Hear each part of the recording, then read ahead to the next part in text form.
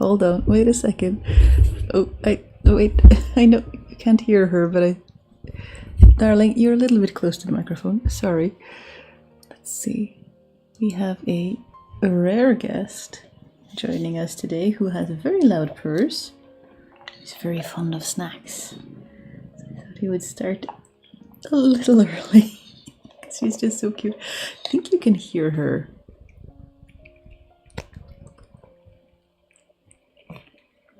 Hopefully without her blowing out the microphone. Sorry about that. Hi, my little snack gremlin. Good evening. Darling, the microphone kind of reacts when you hit your tail against it. Hi. You are very cute. You are some of the cutest. Let's see if we can do. Hello, Joanna. See if we can do the cat cam just for a little bit. Don't think she will stay because she is a snack goblin and she's very playful right now.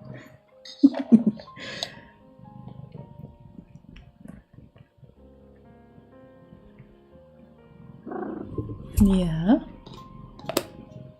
You can't have only snacks. Oops. We are off to a strong start. Anyway, good evening everyone. A little bit early start, a little bit chaotic. Everything is chaotic. What else is new? But I do have the cutest void assistant who's been exploring my workroom. Set up some shelves so that they can explore them all the way to the tippy top of the cupboards. And Emla is so very, very cute. Let's see if we can. There she is.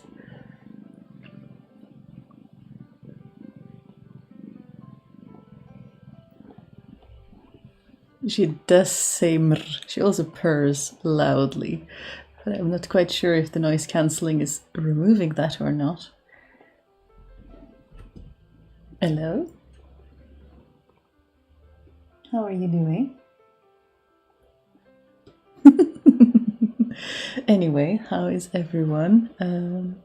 If things look a little bit different, it's because the camera that we usually use got caught by a stray gust of wind and is currently off to getting repaired. So we panic bought another one on sale in case this happens again, so that we have two cameras should anything like this happen, and we need to send one off to repair, then we still have one to work with. But it is a different camera and it is darker. I don't know why. There's plenty of light in the room and I haven't figured out the settings yet. It's just running on auto, so hello. You can also hear her purr. Oh, that's fantastic. She has a fantastic purr. It's adorable. Especially when you're right next to the microphone. What are you trying to do?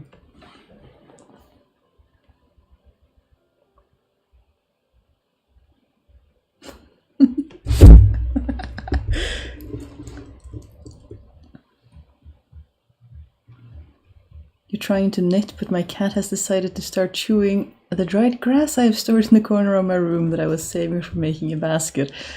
That sounds like cats, very much like cats. They do love chewing on grasses and things like that. Madam, that shelf is too tall for you. Please don't jump up there. I have other shelves for you. Cannot control them no matter what we do, but I hope you're good, everyone.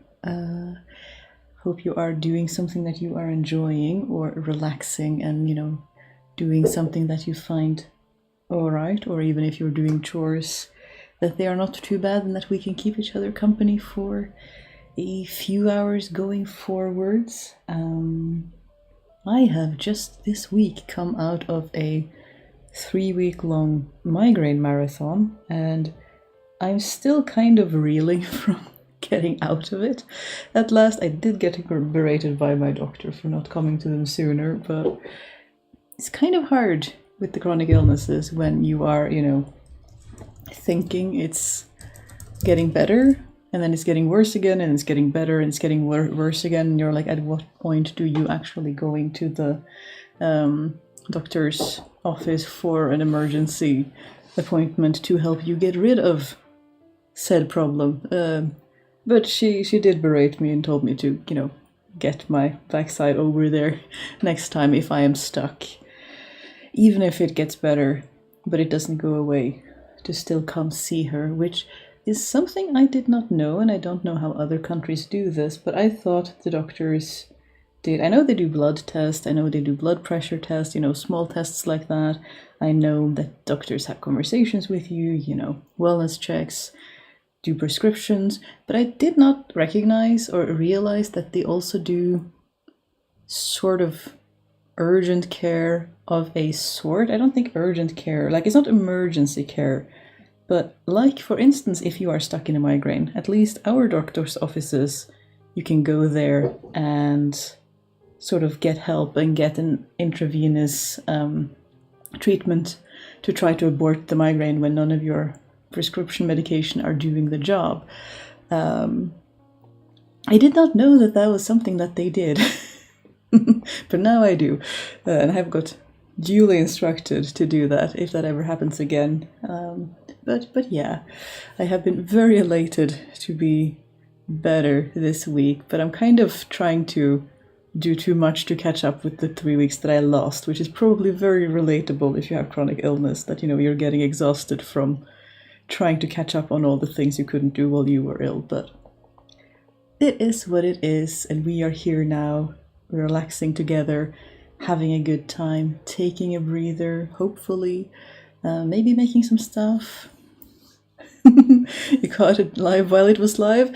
Yes, you did, Jinxlia. Welcome. I hope you're having a good time of day, whenever it is for you. Very relatable, glad it got better. Yes, me too, Kieran. I'm very glad it got better. We are monitoring it. Hopefully it doesn't happen again, but yeah, it's no good when you get told off by your doctor to not do that again. But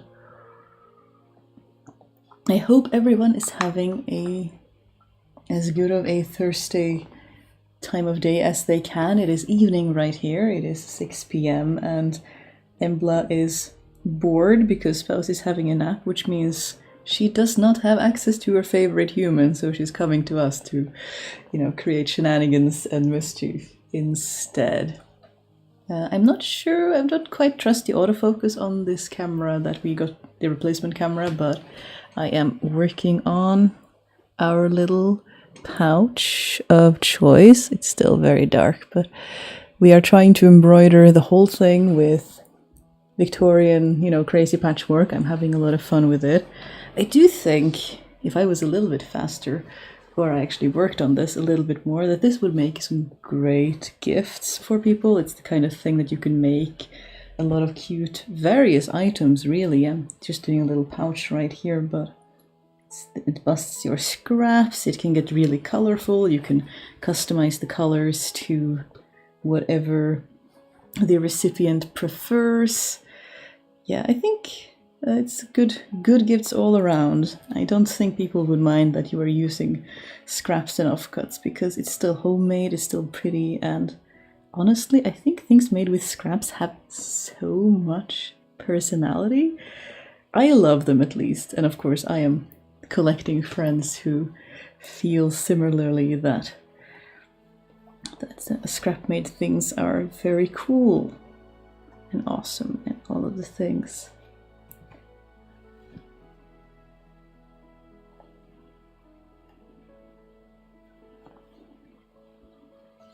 Hello, Max. Welcome. I'm doing alright.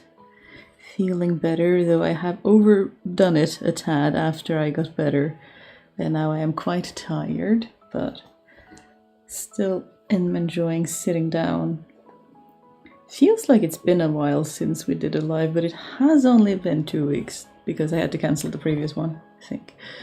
But whenever I have to cancel, it feels like it's been ages since last we sat down to have a little is sit me down, a little chat.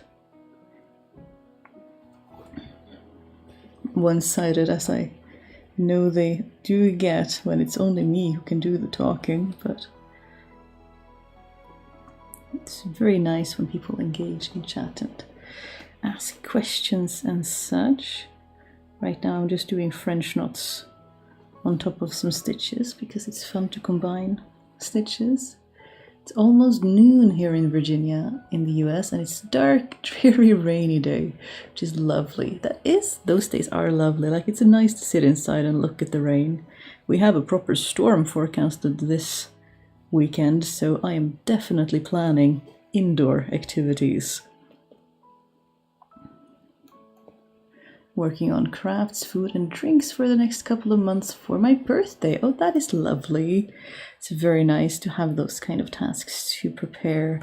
I like making food gifts, for holidays and such, if you're making many gifts at one time. And I really like making the ones that take time to mature and get better and as they store. Or soap, because soap as well take a few months. So you're making it and thinking of your friends, and then the time it takes to make things for them can be a lot of fun. I used to have migraines. I know how bad they can get. Oh, yeah, my commiserations. A lot of people get migraines, and yeah, it's a difficult beast to deal with. I'm rereading my copy of Keeler's method of... Wait, what is it? The Keeler Migraine Method, I think is just what it's called. And it has a lot of good actionable advice and things that I discuss with my primary care physician, who is incredible. We love her dearly.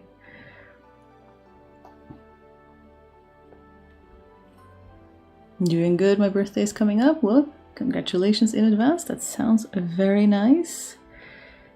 Why do French stitches take up so much space? Oh, thread.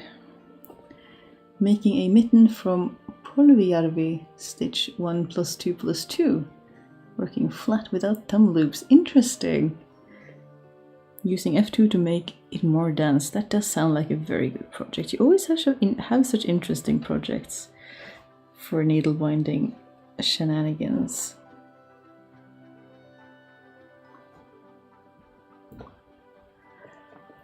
Hello Lynn, welcome.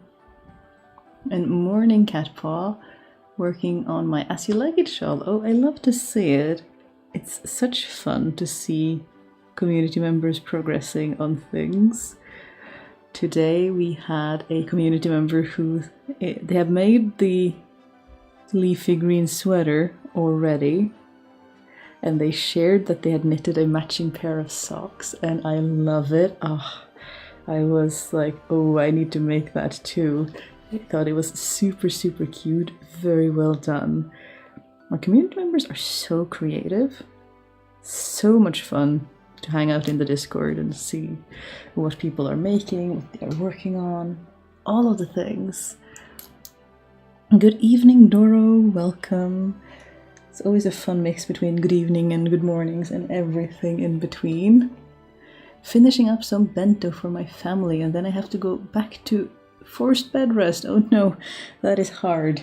Yeah, I've been stuck there myself for the past few weeks, and it is no fun whatsoever. Do not recommend. And whenever you try to work, it just doesn't work. And it is deeply, deeply frustrating. I am not a fan of being sick. Is this the right color? Are you the right color? Close enough, I think. Here in Germany, it has been grey and moody for at least the last 2 weeks, maybe longer, and it really affects me. Oh no, I'm in quite a depressed, unmotivated, tired state, so similar with you and your migraine. I get nothing done. Oh, that is so frustrating. Yeah, I hate it when you get stuck in those ruts. It's little that can be done with it, and it doesn't help to berate yourself for it, but oh, they're so frustrating when you just want to get up and do stuff and your body is like, no. Why? Why are you doing this? Great timing for a chat and so. I'm working on an 18th century short colloque. Need to finish it today. Ooh, well, good luck, Carolyn. We are gonna be right here with you at least for a little while until I get sleepy and useless and should not be anywhere near the internet anyway.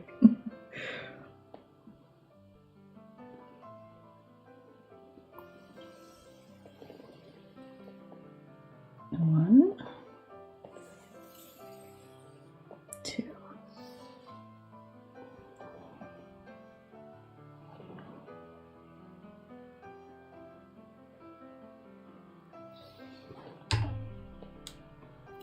I have soap on my list to make in 2025 along with socks and beer. Oh, that's a lovely list.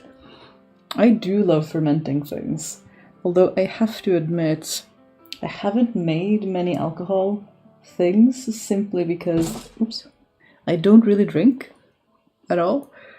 So making stuff that I then can't enjoy seems a bit... I still want to learn it for the skill of it, but I don't think I'll have much use of it. But I have fermented some foods like kimchi and sauerkraut and carrots and things, and it is so much fun to see how much things change just from, storage. And soap is a lot of fun. I used up all my soap making supplies before we moved, and now I have to use up all the soaps that I made before I get to order new supplies, but it is a lot of fun. I love those chemistry in action projects. They are such fun. Although it's always a little bit when you get put on the spot and your friends ask what actually happens and you're like, how explain? How words when we are making cool stuff? Workday's finished and I'm cleaning and tidying a bit while listening to the stream. Well, welcome, Marianne. That does sound nice. I too like to have something on the ear when I'm doing house chores. It's either that or just quiet. It depends on my mood, but it's nice to have some company while we are doing things that need to get done every day, or at least, regularly anyway. And there aren't really that many ways of, effectivizing it. It needs to get done. Laundry needs to get done. Dishes need to get done. Cleaning the floors and what have you. It all needs to get done regularly. But with something on the ear or some meditative thoughts, I find it not quite as tedious as it sometimes can be. Also in rainy Virginia. No actual rain here yet though. I'm going to need a lot of luck. Interesting. Yeah, it's been raining quite a bit and quite windy here in Trondheim as well. At the moment, we have a large bit of weather coming in, so we have taken in anything that was hanging out outside and we're gonna see how it goes. We're not the most exposed spot in the county, but it still gets quite windy when the weather comes in off the Atlantic.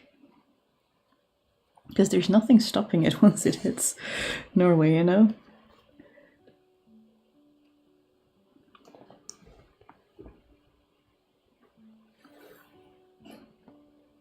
Molecules go stick and then oil and lye soap. That's a good explanation.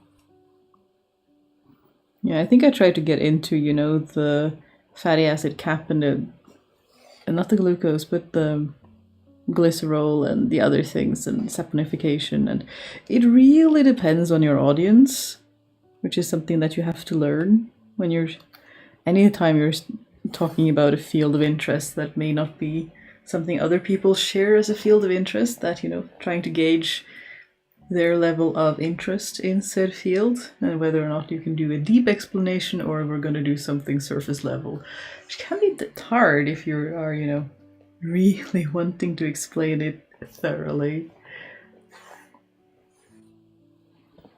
migraines are the pits. Mine used to be chronic, 3 to 5 a week, but with supplements I'm back to episodic. Oh, I'm so glad for you.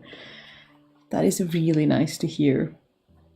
Yeah, my doctor has not been happy with my progression. We had a talk about it, but she also didn't want to change my medication regime yet because it's been so many changes in the last 6 months that it's hard to tell how much of that is stress due to all the changes and how much is other stuff and how much is me getting to know the tracking software that she has me use and things like that. So, we were like, okay, we're going to monitor it, see what happens and take it from there. But we're back to, that frustrating having to sacrifice part of the workday to do things that you need to do in order to manage the chronic illness so you don't have as many sick days. But then you're also, it feels like stealing hours away from work to manage it. So, physio exercises and going for walks and things like that, we know there are some things that help manage the condition.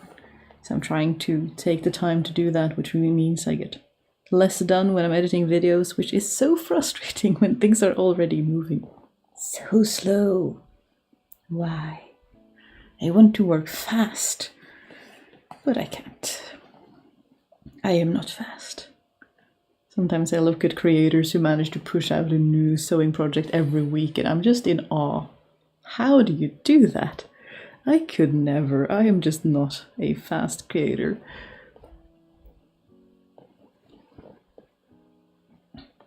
Here it does not really rain, just grey and cold. My garden plot neighbor moved the rose bush and I'm afraid it might wither because none of us was watering it. Oh no! Oh, that is interesting. I am not familiar with climates where it doesn't really rain. That is such a ingrained part of where I live. Rain is really common. It happens fairly frequently. Like we have to worry about flash floods and things like that. Sometimes, especially in winter, if you get a mild spell and there's snow everywhere, so the water doesn't have anywhere to go. And then you have water on top of the roads and running off into places it shouldn't go. And then there's a lot of work for everyone. Surprised how much I'm enjoying knitting again with crochet, which I can do in my sleep. It requires all my concentration, which is a good thing when you need a mental distraction. That is very true. I was doing color work last month, which is not something I commonly do. And yeah, I hear you. I had to concentrate so much more. I noticed when we were doing a live stream and I was knitting the patterns that it was so much harder to craft and pay attention to chat at the same time because it is not the skill that I get to practice very often, whereas lace knit patterns I find a lot easier because I do them a lot more. So I really hear you on, some crafts really requiring a lot more of that old brain of ours. Deep dives are wonderful. I love it when people nerd out on their special interest. I agree, Kieran. I think it is so much fun to watch videos or listen to people or, have experiences with people who are super enthusiastic and super knowledgeable about their field of interest. It doesn't have to be something that I have a big, deep interest in, but enthusiasm and excitement is contagious. I don't know what it is about it, but it is a lot of fun. I really enjoy watching people enjoy things. It's really contagious. I live in the driest part of Germany and it shows with climate change. It gets even worse. Yeah, that is hard. Norway is proposed to get wetter and wilder, which is also its own challenges. Oh, I think we might have a contender for the cat basket and the cat cow. Let's see if I can get her set up without startling our contestant. She's a little bit shyer than Sud. Can we see you there, madam? Hello. You are very pretty. You are also a bit skittish. There we go. Just in time for a bath. I'm here, but hardly. I don't want to bring down the mood here, but I've had some very happy news which turned sad news to share with everyone around me. Oh no, I'm sorry. I hope you are taking good care of yourself and are giving yourself time and space to,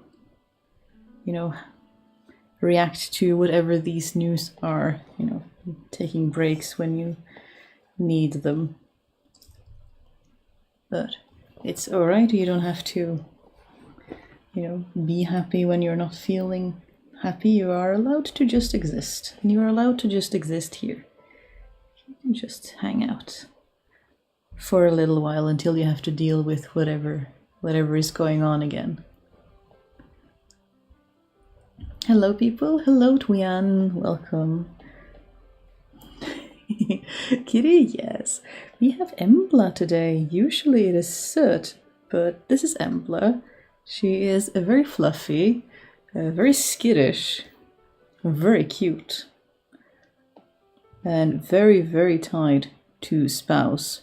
But I think Spouse went to have a nap and closed the door on poor Kitty, which means that she needs to go find other things to do, which is very sad. So after we've done complaining at the door for a while, she usually finds me because she is bored and she is young and she likes hanging out where people are. She's also very loud, so I apologize if she suddenly meows right into the microphone.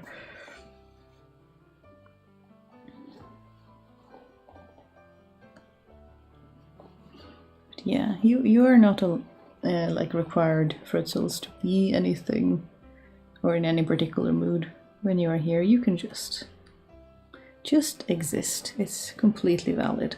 You all have bad days and good days and bad times and good times,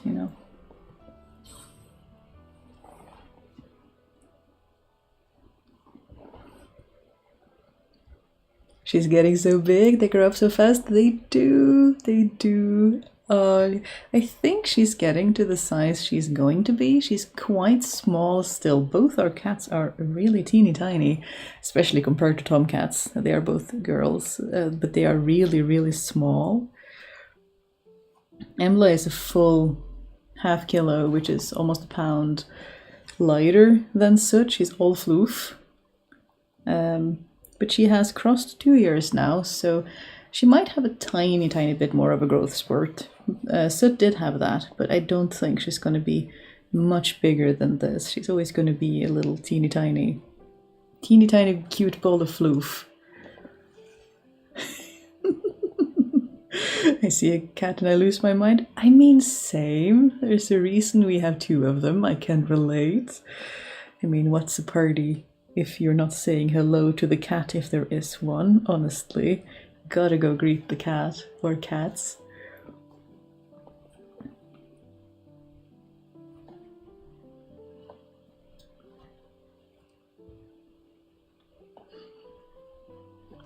Don't want to trigger anyone? Well, it's entirely up to you. Words. It's entirely up to you, Fritzels. Remember that you don't have to share if you don't want to. It's something that it's entirely within your choice and your comfort levels. You can still just enjoy getting comfort without having to go into details. That is something that is allowed, which sometimes we forget that, you don't have to share everything about everything if we don't want to. And we are about to have ads. So if you're new here, we pause for ads, we grab our drink of choice. This is a cup of tea. And then we just breathe.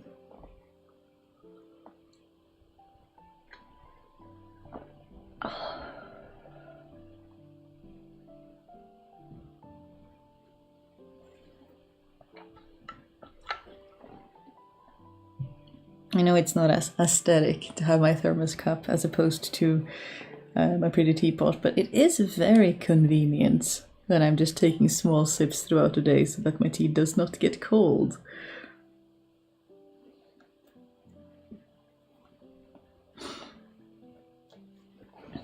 Good evening, everyone. Good evening, Alex. Welcome. You are early today. Hope you are having a good Thursday. I moved from the west to the north of Germany and I really like the weather more. It doesn't get as hot here and the rain doesn't bother me that much. Yeah, I grew up with rain, so I like rain, but I mean, we're also used to Nordic countries who have rain gear for even the heaviest of rains that keeps you dry. So, you know, I have my rain trousers so I can go biking even when it rains, and my jacket to go above it, and plenty of umbrellas. And I just love the sound of the pitter-patter of rain against an umbrella as you're like standing under it, if it's not too windy, so that the umbrella doesn't die.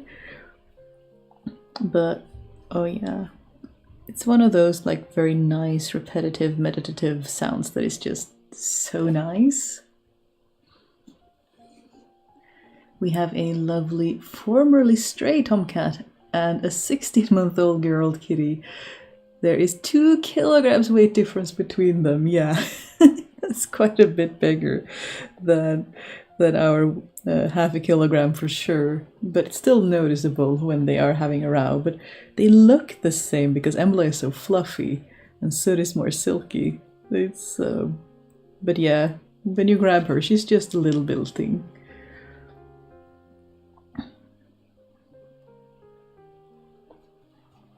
Good morning from Southern California. Good morning, Kelly.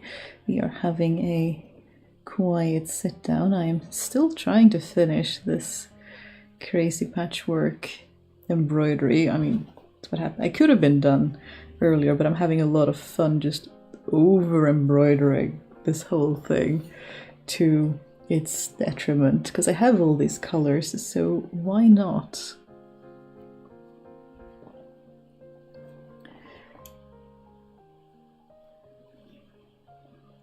To the knitters here, if you have not seen it already, check out the video by Star-Crossed Knits about the unicorn sweater. Finally, the knit project of my dreams. The unicorn rests on a sweater. Ooh, that does sound like something I need to check out.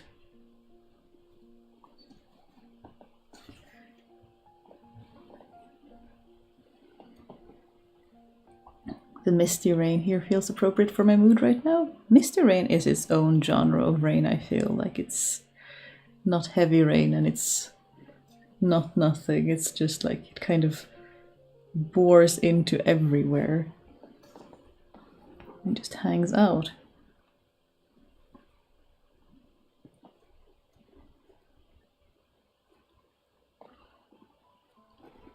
Doing well, haven't joined a stream in a while. How are you? Well, thank you. I'm doing quite well. I couldn't do a stream last week, so I don't think you missed too much. I just came out of a 3-week migraine spell where it was being tricksy, as chronic illness sometimes is, where I started off with a pretty heavy one, and I was going to call my doctor for an urgent appointment. But by Monday, it was milder again. Not gone, just milder. So I just ordered a regular appointment, which I shouldn't have, because it kept going and going and going. But by then I'd already ordered an appointment with my doctor, so I was just waiting. And then she berated me for not coming sooner. But I am better now. I am on a... it has been almost a week where I have been more or less migraine-free, and I have been probably doing far too many things, because you feel like you lose so much time when you're sick. But I still enjoy it, and I've been looking forward to Thursday when I get to sit down and hang out and talk to you guys and work on some of my projects and maybe not fight with the editing software for a moment. But we are getting back to that tomorrow. It is a part of the whole process, such as it is. I really need to find a way to edit faster, I feel, because that will probably make the process more enjoyable as well. But, so all in all, I'm doing really well. I'm really enjoying this week of feeling better, which is very, very nice. Very grateful for that. I'm very grateful for our healthcare system. And 5 cats, the smallest weighs maybe 5 pounds soaking wet, the biggest weighs almost 25 pounds. Oh wow, that is quite a contrast. That must be very interesting when you are, playing with them and cuddling them and all of the things when there's such a big difference. That is a lot of fun. I've only ever had small cats. I don't know why. Both these cats are just little babies.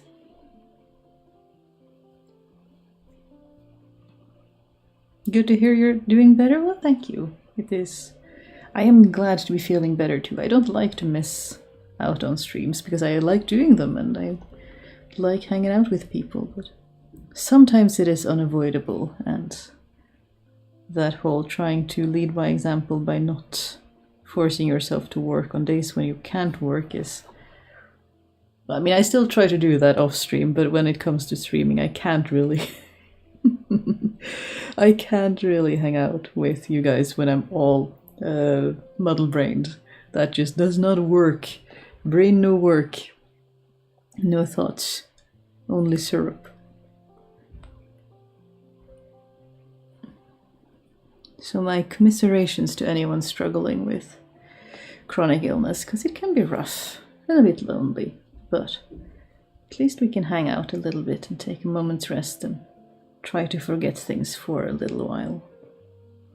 Can't believe I'm running out of thread again. French knots really eat thread so fast, but they're so fun to do. I like them.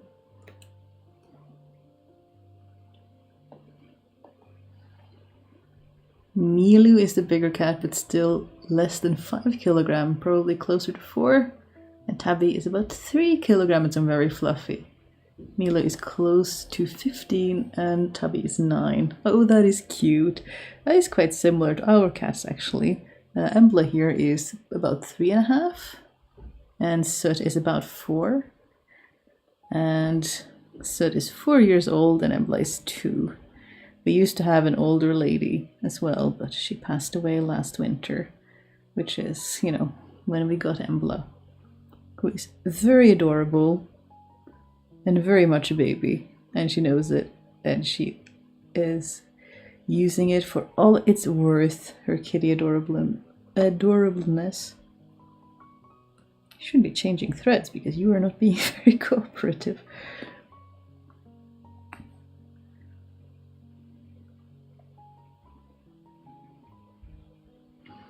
They love sleeping with me, so I don't turn over in bed, I spin. It can be hard when you're sleeping with cats and you want to move, but you can't because they are so cute. But you kind of need to move as well. But yeah, they're definitely worth it. They bring so much joy and life and whimsy into the household. It's very, very nice.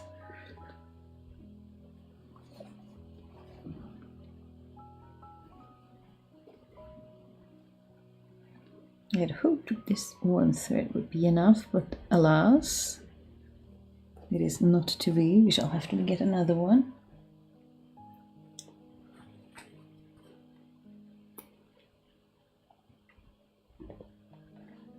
Oh, I also didn't show you guys the baby Cthulhu that Spouse crocheted for me some years ago. It is super, super cute, very adorable. But speaking of cats, oh, autofocus, come on, you can do it.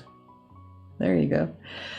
It is also cat toy sized, so it does have to live in a cupboard when I am not monitoring it closely, because there are some cats who will very eagerly run off with it and play with it for hours if I'm not very careful. So I don't know, anything that is soft and plush and vaguely toy-sized is at risk, such as balls of yarn and, scrap fabrics, pieces of wool and things like that are very much high risk.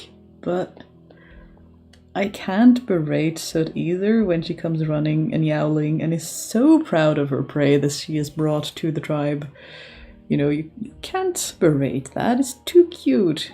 She has contributed to the household by bringing home a bowl of yarn. So I just take it from her and just put it back, and I don't say anything about it because it is just so cute. Honestly, it's the cutest thing. She is so proud of her prey.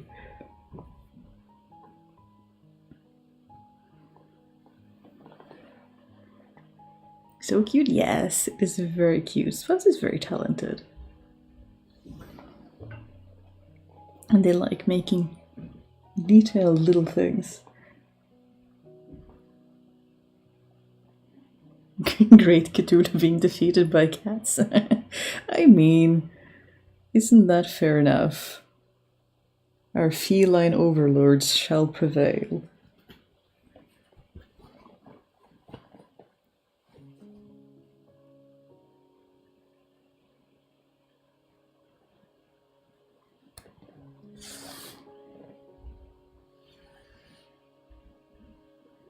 I know I should technically have the lining covering this backing fabric after I'm done working with it, but I kind of like all these embroidery lines.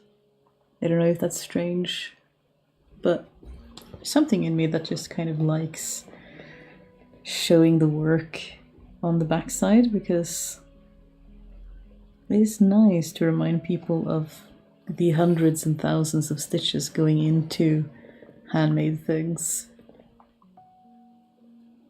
And yet it can also be just as much fun to make a really neatly finished, pretty garment that has all the linings and, you know,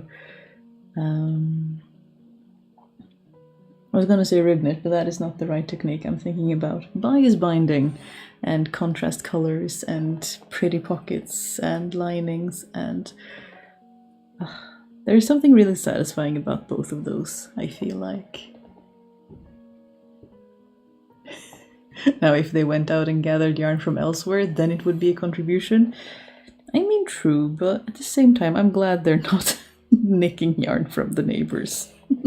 That seems it would lead to some questionable neighboring relationships, so it's fine. They can steal it from my stash or spouse's stash when I'm not guarding it closely enough. Usually I just try to put it away so they can't reach it, but there's always one that she manages to find after all.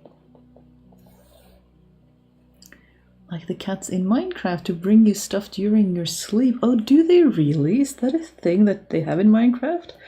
I am not up to date on these things at all, but that is adorable. That sounds really fun.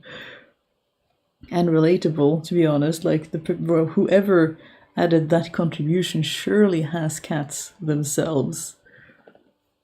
Because that is definitely something we have experienced, you know, cats running, yowling through the house in the middle of the night to show off their prey of scrap fabrics.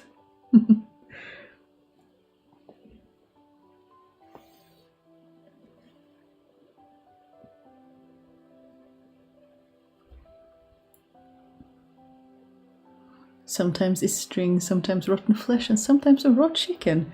Interesting. That is a very interesting game feature.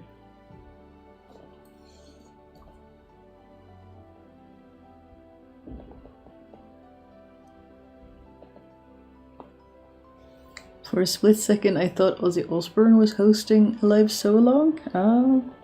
Well, not quite. Just a migraining sewist who is light sensitive, and these glasses help. Sometimes I wish they weren't so brightly peach colored, and that they were a little bit more anonymous. And they do have some that are less colorful, that they say have the same effect, but glasses, or like prescription glasses, are expensive, so as long as these work and are my prescription, we are gonna keep them for as long as we can.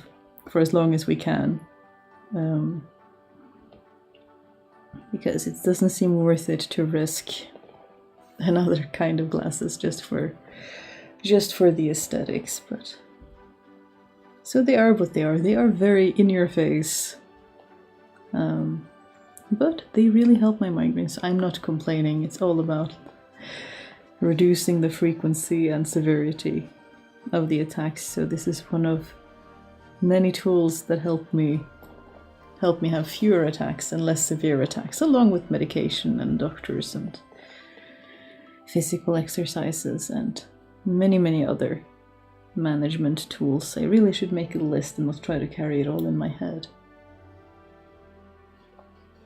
Anyway, it's one of the reasons I love visible mending so much. It's a good reminder of the work that goes into making clothes. Yes, I so agree. I really think there are so many really creative and cute and fun visible mending strategies, like flowers and leaves and colorful tweeds and just really pretty things. And I mean, textiles take so long to make, not to mention sewing clothes, but like textiles, even when machine made, but even more if they're handmade, take a long time to make. So why not decorate them and have fun with them and make them our own? Don't get me wrong, I think they look awesome. Oh, thank you. It is... They get different reactions. Some people, usually if people know someone or, you know, they are someone who have light sensitivities themselves, they know what they are, but mostly people don't know what they are, and that's quite interesting.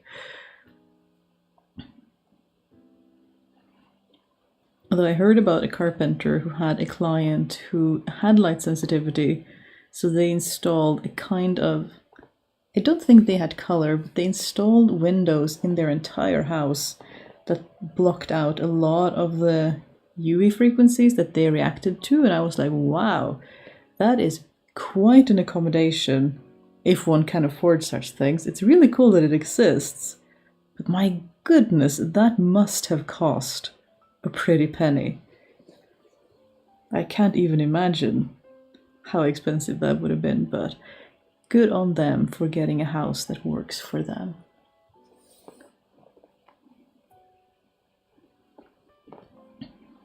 I really hope my migraines won't ruin my birthday. I won't let those get away with it. Yeah, special days are always at risk, aren't they? Because there's like nerves and excitement and emotions surrounding it. But I got my fingers crossed for you. I'm hoping that you don't get your day ruined either. That can be so frustrating. So fingers crossed for you.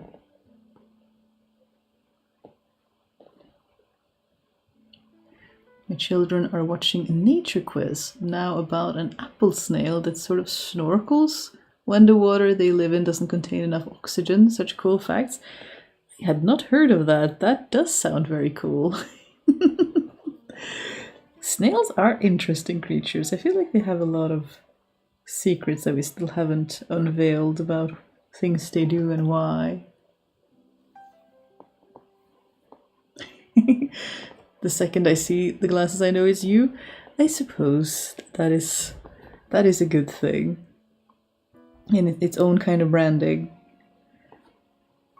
at the very least.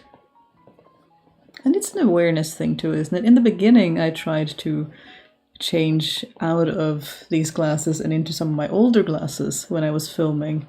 But I mean, I wasn't really being honest to myself, just because I felt like it was easier to film with the clear pair of glasses. But then I realized that I was getting more migraines because I was filming for several hours throughout the day without my glasses. That helps me.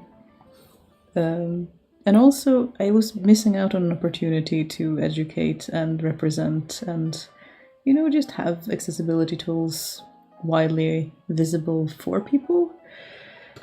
So then I decided to throw caution to the wind and just ditch the old glasses entirely. And you've seen me in... Wait, oh no! Camera, I thought you were charging. Okay, let's see. Give us a moment.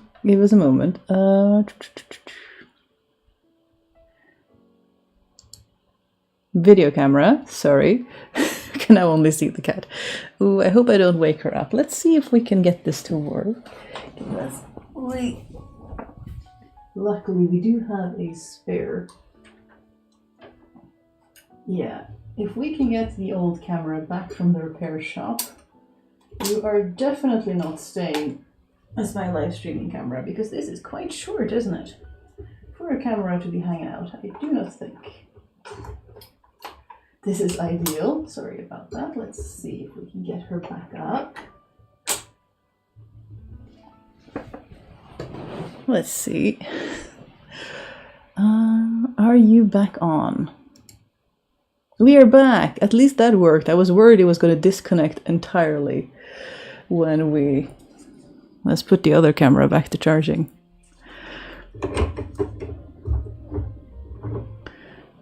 Sorry about that. At least it wasn't any sound issues. I completely lost my thought. Sorry, madam. Didn't mean to disturb your nap.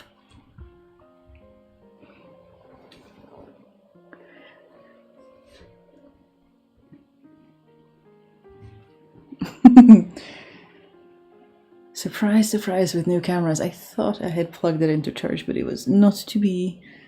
But thank you everyone for letting me know. I hope we get the other camera back from the shop soon, but I did have to send it off in the mail because they didn't have an office in our city. So I think it's gonna be like, we might have to do a couple more live streams with this camera, but at least it seems to work that we can just change the battery midway, because I was worried that it was just going to shut down and disconnect all my systems and then refuse to come back on, because yay technology, right?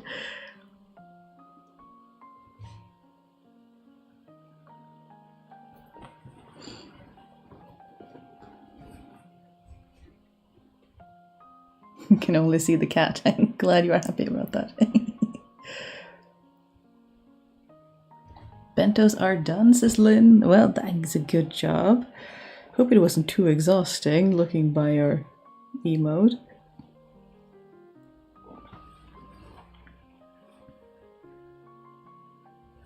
What shall we do next, I wonder? I wonder if I should try to embroider like this whole pin tucked section that I have inserted, because that could be fun, but...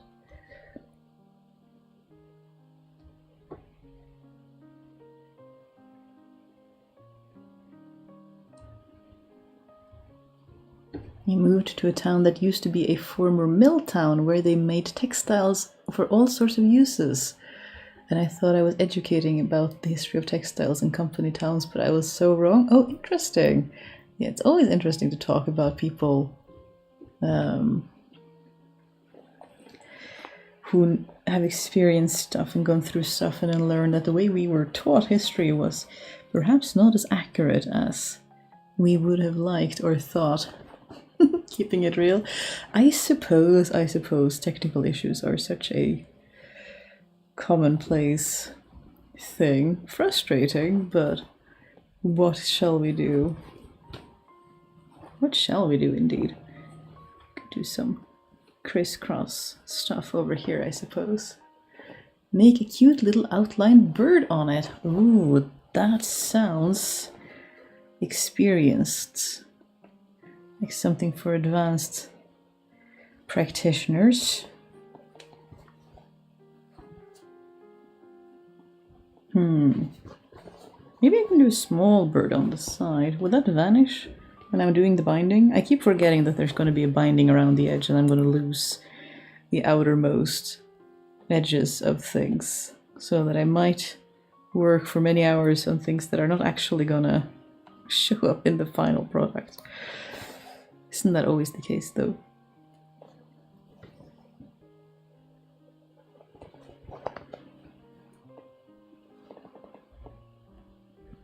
There we go. Lynn says they made rice with an assortment of beef soboro, peas, and scrambled eggs, a salad, and a chocolate cake layered with cream and jam. Post pics in the Discord later. That sounds really amazing. I would have loved to have a lunch like that as a kid. My goodness, that sounds delicious. Such variety.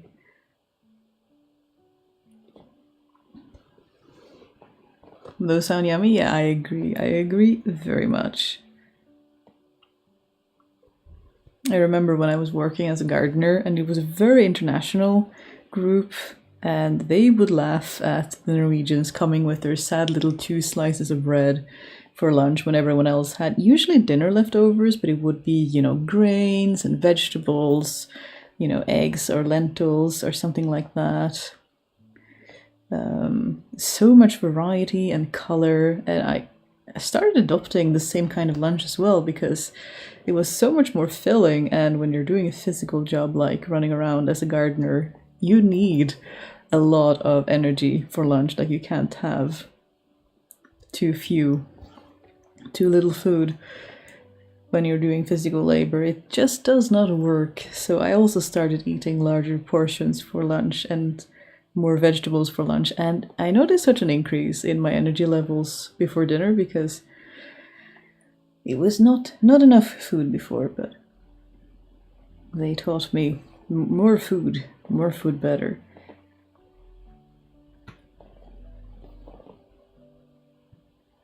Just draw an outline and use backstitch or stem stitch. Ooh, that's a good idea. Yeah, I could do that. I should have brought a pencil. I think I have a pen, which is not erasable. Ideas for next time. You are so good about outlining stuff first. When I made this little pincushion pumpkin, there was no outline. We were just doing the thing, which I should do more outlines and prep work before doing stuff. I was going to make salmon and spinach lasagna, but turns out someone finished the salmon, so I had to improvise. That does tend to happen when you live in a household with more than one person, that sometimes plans have to change in the moment. I'm glad you managed to adapt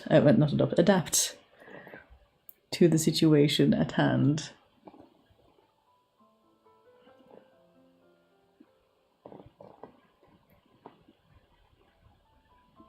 They are reviewing some of the old fabric making techniques in one of the old fabric producing towns and using them for modern clothing. Some of the diapers made in the 50s are still the best I own. That is so, I can totally understand that. I inherited some clothes from my grandmother from the 40s and 50s, like a coat, a thick wool coat that keeps me so warm even in the depth of winter. And it is such good quality, like you could hardly tell that it's several decades old, as opposed to a lot of fabric today that starts pilling and fraying and wearing out a lot faster. Like, I think I'll have this coat the rest of my life. It's just, the quality is just like incomparable almost. Getting a proper lunch is important. Yeah, I agree. I am on team proper lunch now. Like a big, nice lunch to keep you going until dinner so you can actually keep working. Because if not, you'll hit 2 p.m. and be super, muddle-brained and dizzy. And then it's like, oh, you're actually hungry because you haven't eaten enough. So yeah, I also have learned to have a proper lunch so that I can actually keep working throughout the day when I'm filling up for that, and it's made such a good difference. It's really amazing. Makes me wonder how my father would exist in a heavily industrial job for, decades on 2 slices of bread for breakfast and 2 for lunch, and no wonder that man was ravenous when he came home for dinner after work. He was not eating enough food, especially not for heavy manual labor. We just finished the leftover chili I made for last night, paired with some patatas bravas. Ooh, that sounds very nice. I am very much a fan of leftovers and cooking in bulk so that you can not have to cook other days and just reheat. It makes things so much easier when there's just 2 people living. And we are about to have some ads, so grab some hydration and we're taking a small break.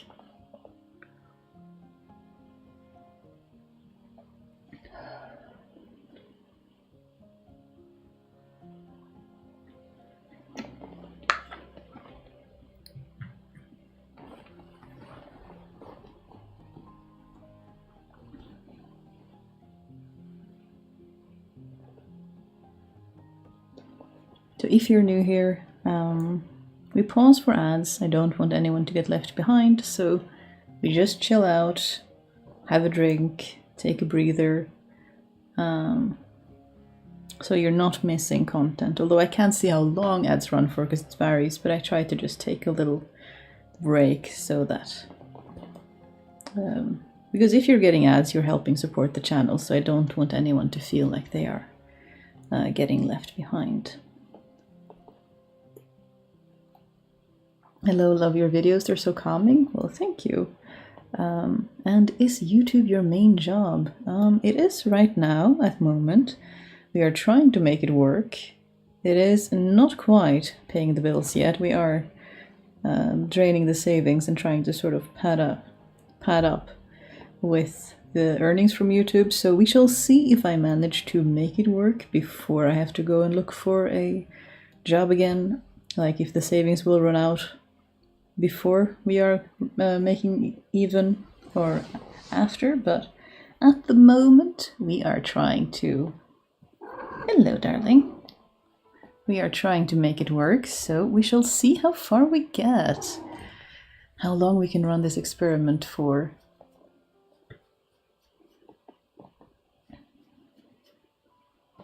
What knoll binding stitch in Norway is the most exotic kind ever? Maybe the Russian stitch 222 or something. I am not sure what you mean by exotic. There are so many different stitches. I think they're all just fun. Not sure if I would call any of them exotic. They're just very nice and luxurious. And we are being graced by 2 cats. I can't even post the camera at both of them. Are you gonna scare your sister away? Or are you gonna be a little snuggle bug? What is my favorite season? I mean, it's tempting to say autumn, but I kind of enjoy all seasons. I try to enjoy whichever season is currently at hand. There is such good things about all of them, which maybe is a cop-out answer, but I'm trying to work on the whole, you know, being in the present and just enjoying whatever day type of style. Because if there was autumn all the time, I wouldn't like that either. You know, when we were living in London for 2 years because spouse was studying for their undergrad there, I missed winter. We only got like 2 days of slushy, wet snow that melted instantly.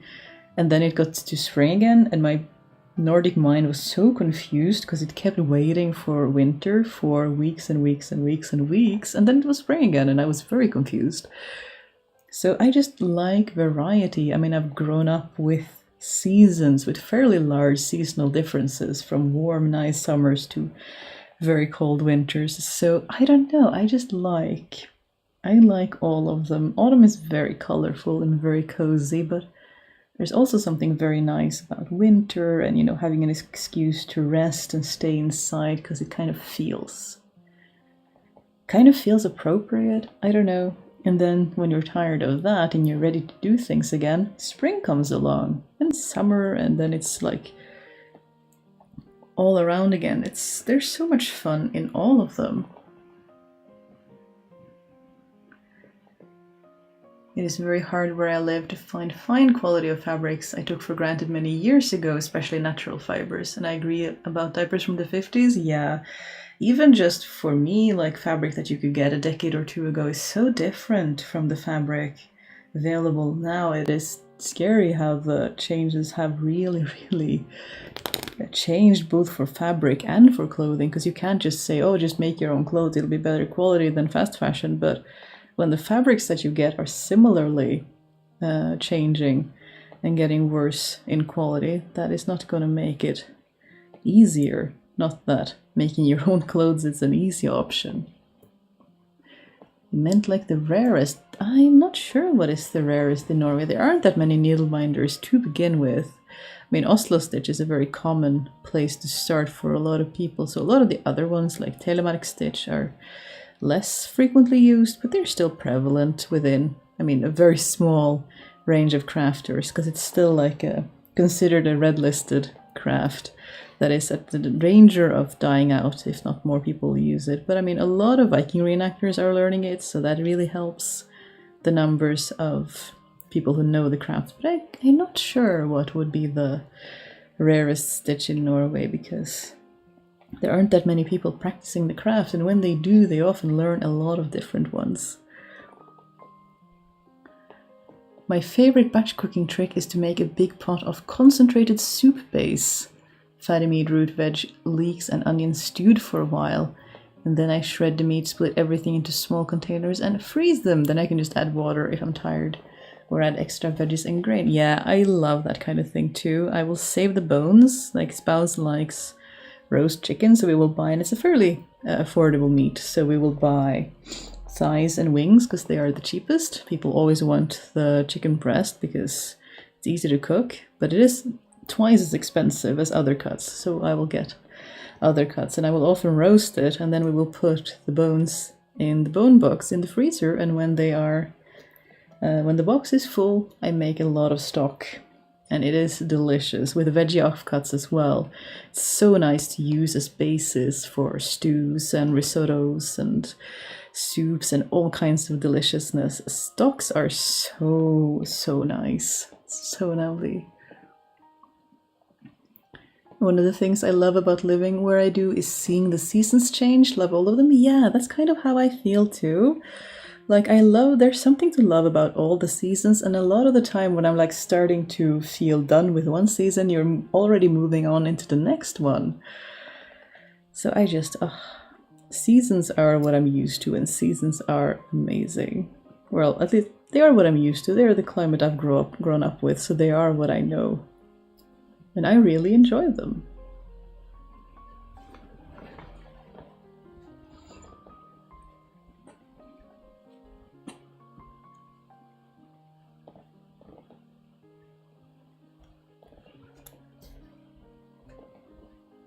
Does it help support if we pop on to one of the old lives in the background for extra viewing time? I don't really want people to do stuff that is not like natural for them to do. I mean, there will be some ads on the old lives too, so I guess there's a little bit, but things are growing. Anyway, it's a little bit slow because I am a slow crafter, and that it is what it is. Like, it's hard to grow when you are too sick to produce videos as fast as you would like, but just being here honestly helps. And it's nice to have people to talk to and hang out with, and finding people who enjoy slow crafting, slow things. So just hanging out, just being here, and being a part of this great community. I feel so grateful that whenever I click onto the Discord, I just see people helping each other, encouraging each other, having great conversations. It feels it just feels amazing to see the people coming together to help each other out. I just want to facilitate more of it, like more great conversations and more great people finding each other, and just hanging out really helps. And it's also fun. Hey, baby. And of course, there's always the lure of the cats. But if I just can get these migraines back on track and get back to editing and producing videos, I think things will grow quite naturally and organically from there. Which sounds like every chronic illness person ever. If only I could just get things under control, then things will get better. No such thing as hope, is there? Regarding fabric, yes, it's so difficult to find natural fibers and/or quality hair. Well, that is so frustrating. Yeah, I'm almost out of this linen twill that a friend gave me. I know the orders, so we can order more of it, but it has to be an industry account, and it's hard to get. But a lot of fabric shops in Norway, I don't know if this is fabric shops where you are as well, but where we live, there is so much for children and quilting. Fabric stores are full of that kind of stuff, and it can be very hard to find actually dress fabrics. There's a lot of quilt fabrics, a lot of fun prints, a lot of things, but if you actually wanted to make nice shirts or skirts, I find that can be a lot harder to find nice quality garment fabrics of.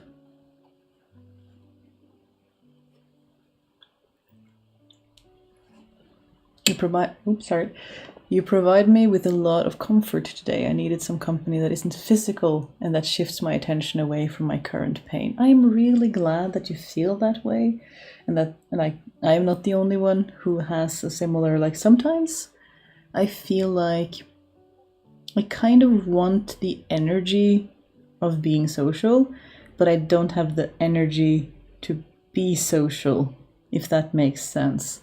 And that's when I turn to, my favorite YouTube channels, comfort watches. That's when I watch live streams myself.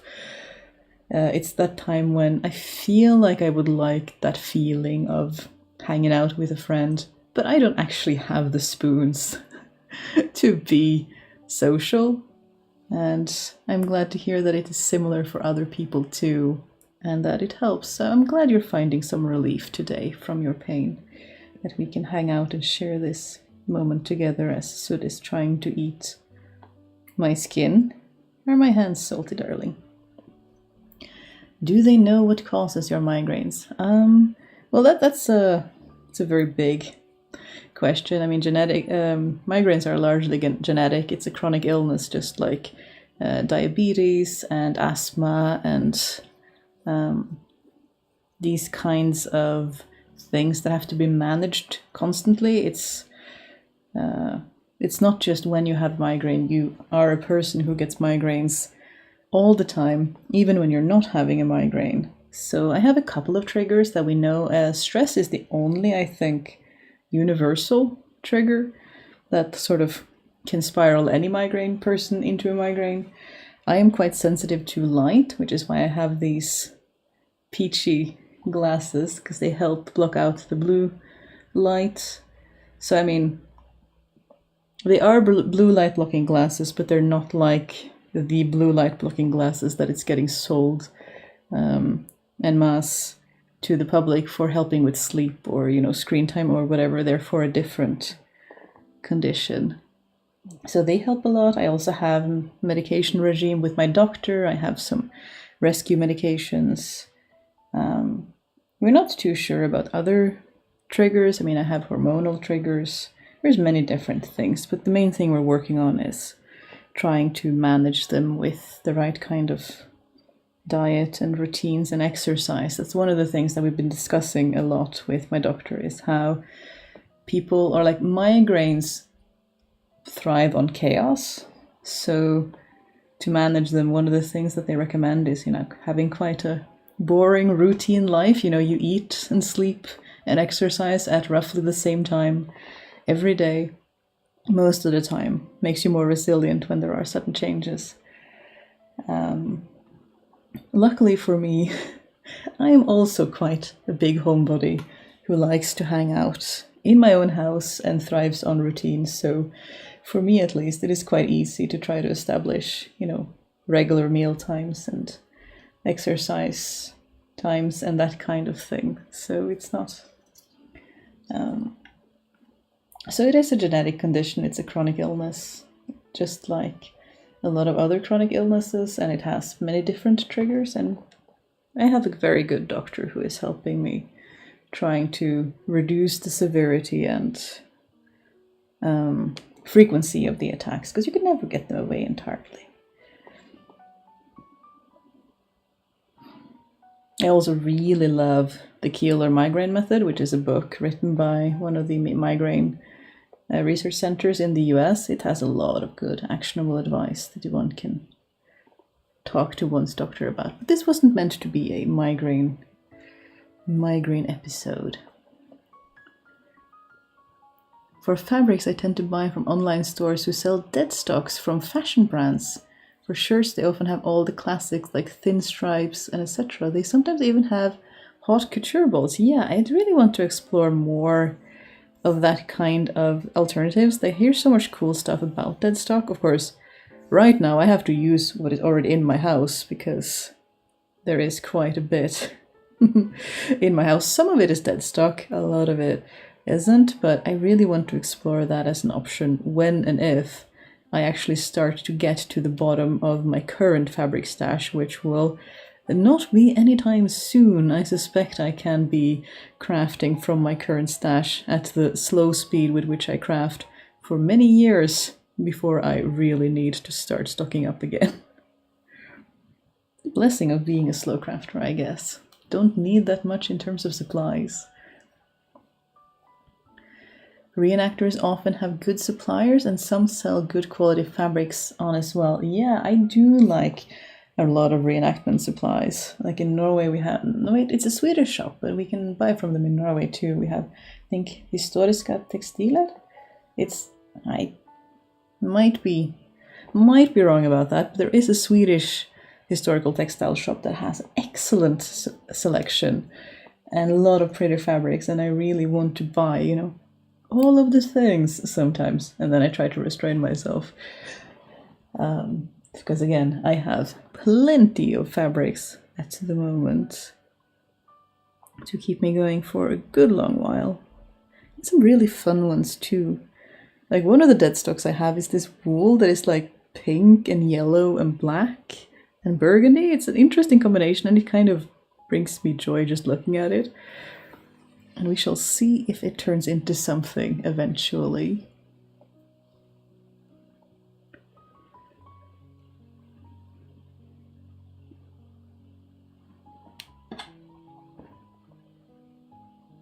Wait, what?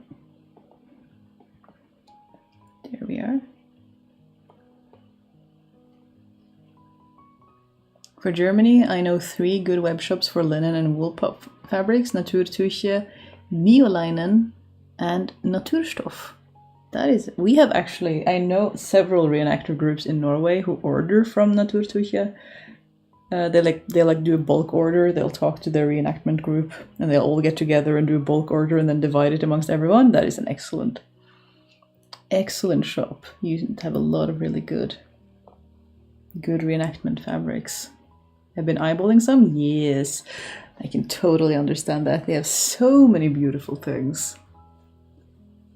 When you have migraines, every day has to be a migraine episode, I feel. Yeah, every day has the potential to be one for sure. It's just how it is. Sorry, madam.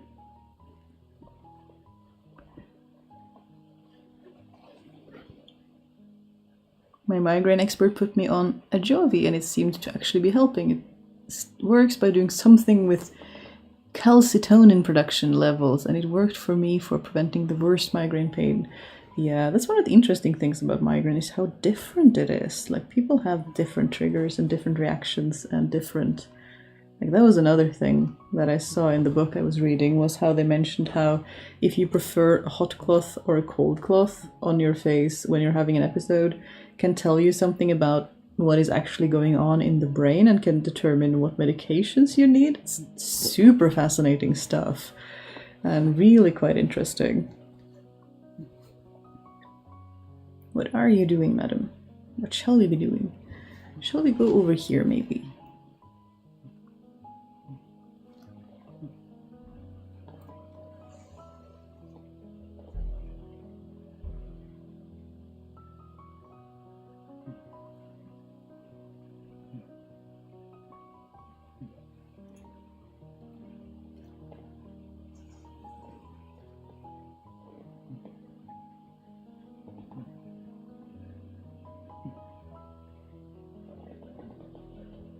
I have a larger piece of wool veil and I do not really know what I should do with it. Any ideas? Oh no. But if it's already a veil, is it not already a veil? Are you going to embroider it? Are you going to do anything fun with it? My brain is toast. What are we doing? Let's do this over here.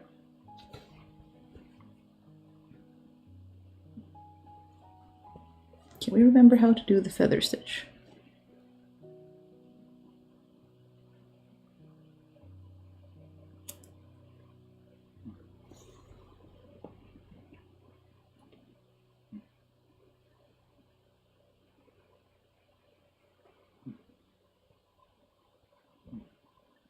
Love the cat cam. Currently have my cat hugging the chair I want to sit in. That sounds very relatable. I'm actually one cat cam short right now because I do have another cat on my lap, not just in the basket, but I do only have one phone. So I guess that is what we are stuck with at the moment. But oh, the luxury of too many cats for the cameras that are set up.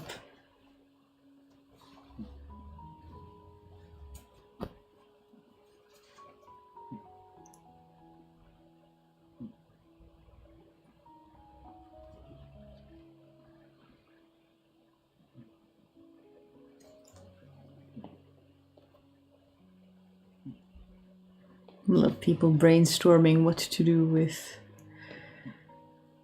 different fabrics. I don't know what to do with like sheer.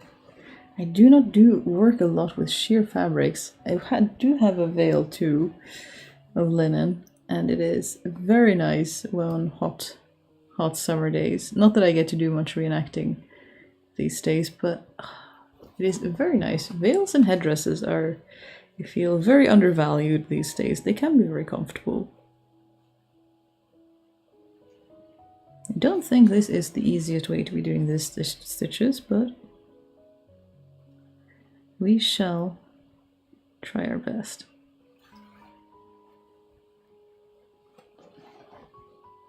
I already have enough shawls. That is fair.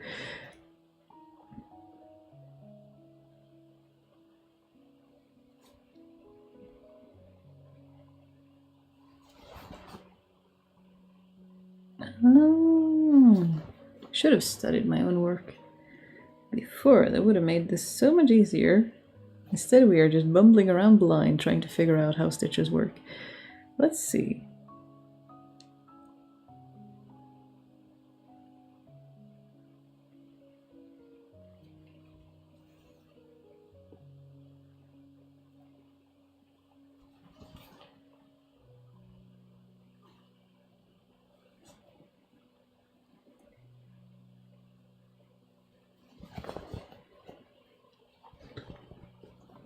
Pardon my concentration face.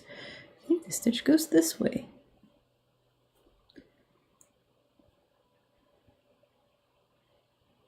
There we go. Just googled and I meant voile. Ah, yeah, fair enough. It is hard, this whole multilingual business can be very difficult for everyone involved. I absolutely sympathize. Sometimes I watch some native English YouTubers and I just kind of envy how they know the words for all of the terms that they are using.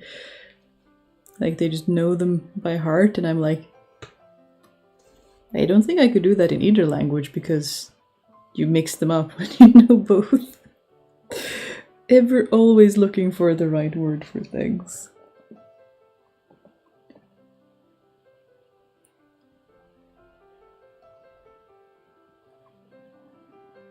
Oh, sweetie, Vivi.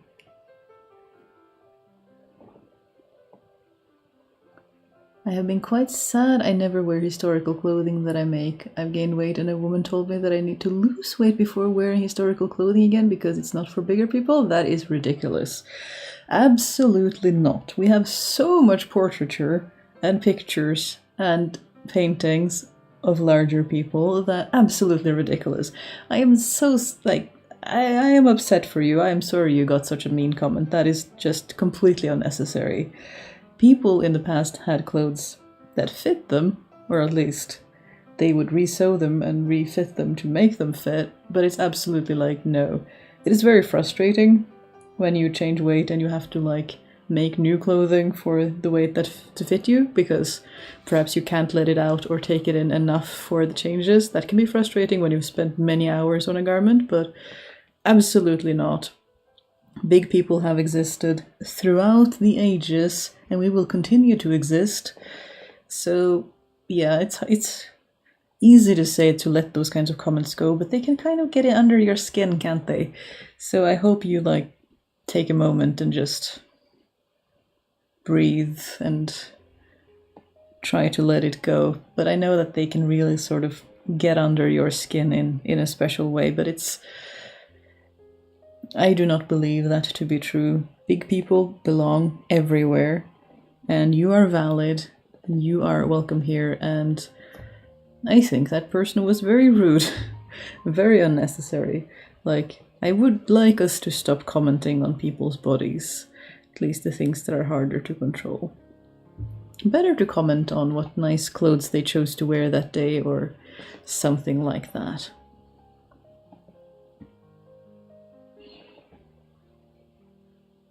I'm certain there have been bigger people in the Middle Ages too, yeah?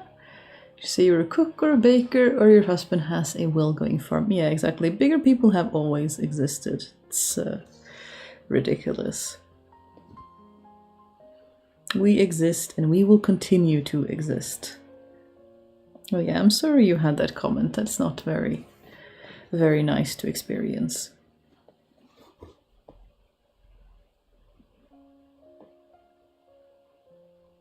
I started crocheting scarves, but then decided I only have 2 necks. I need to make some other things. How do you have 2 necks, Kelly? That is... Assuming there is perhaps another person in your household who you could dress, whose neck you can dress up in fanciful, beautiful scarves. But I can, like, scarves are fun though. I like scarves. I also like doing cowls. Like, they're so easy to make, and hats, but there's limited amounts of needing those too, I suppose. Sometimes making it just because it's fun is its own reward. Or you're genetically predisposed to being big, or went through a period of starvation before going back to a more decent amount in many ways. Yeah, there are so many reasons and varied reasons that people may have different body shapes and sizes, and yeah. And people don't know other people's history, so it's just... yeah. So do not... try not to take it to heart. We don't try to body shame in any way. So, if anything else, you can come here for a more welcoming atmosphere and then go back and brave the world and whatever it wants to throw at you, which can sometimes be a lot. And then you need to sort of retreat to some more supportive spaces, which you are at least welcome here if you would like to have a moment of rest. And I figured out the feather stitch again. I was doing it the wrong way, which is why the first inch or so looks an absolute mess. Let's hope the bias binding is that wide at least, eh? I sense a need to trim down the edges before I finish her off.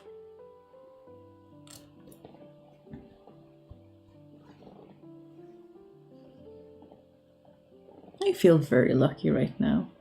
Both my fur babies are hanging out.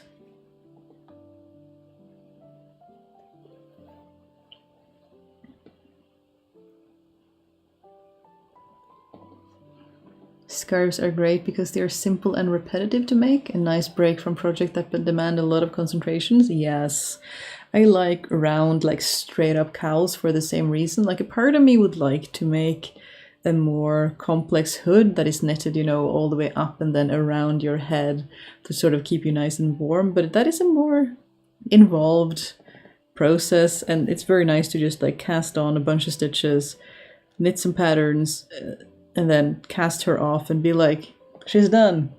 No complexity, just fun. You need those projects once in a while. Shawls do the same thing for me, where you know the number of increases every single round, and you can just keep going and going and going. And eventually, she will be done. Maybe.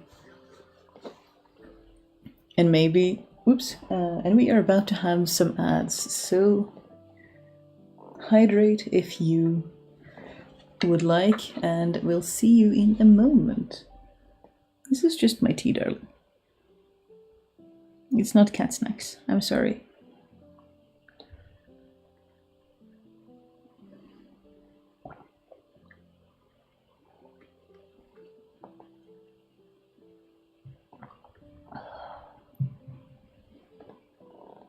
This thermos cup is so strong. I've never had a thermos cup before, so I'm kind of, I don't know if they're all like this, but I have to keep the lid open until my tea is a drinkable temperature and then screw the lid on. Otherwise, it just stays mouth scaldingly hot all day long, and I never get to drink it, which is impressive, but also a bit like strange.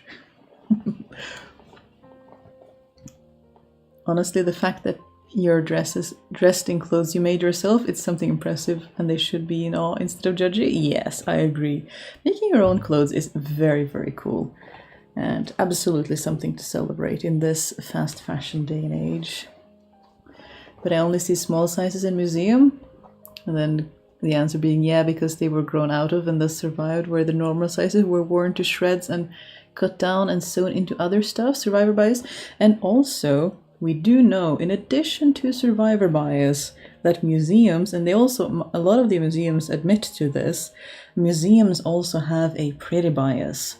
They especially used to have that historically, where the museums only saw the really beautiful, special, highly embroidered, gowns for young women on their coming out parties. What are they called?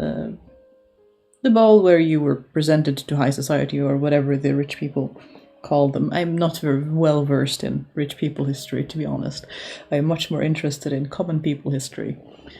But they wanted those kinds of really special things. They want the pretty things. They want the really richly decorated. It's only been in like the last few decades that historians started to grow, or like museums started to grow more interest in commonplace items and more everyday, common people things. They really had a bias towards royalty, jewels, silks, special things, and as you say, small sizes and expensive, high class things. So there is lots of bias in museums, and museums are more and more starting to admit that, depending on the museums. But that is also a thing to be aware of. Museums very much, especially, Victorians up to 40s, 50s, 60s, very much had a thin bias and a pretty bias. So do take that into considerations when you go to the museum. Like, don't be discouraged when you don't see yourself as much. That there has definitely been a bias in what museums actually feel is worthy of being taken care of.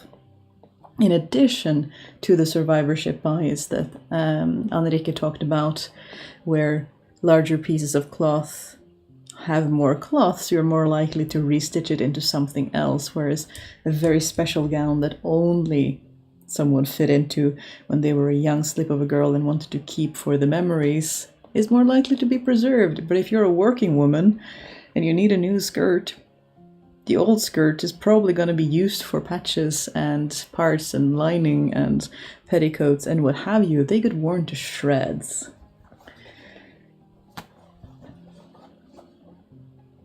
Small sizes are also easier to fit into little glass cases for display. Yes, definitely. And there is also the thing that they used to think that, that is what the public wants to see, because we know that there is a thin bias, pretty bias in society, that, that is what people want to see. But there are more and more people doing research and showing that, larger people have existed all throughout history, but have been discriminated against, as we still are today. But we exist. There's an excellent researcher and sewist called Kenneth Sowes, who is doing research on this kind of things, trying to collect a database of photographs and documented evidences of larger bodies in history, because they definitely exist. We exist, and you are valid, absolutely. There is no such thing as no fat people in history, absolutely not.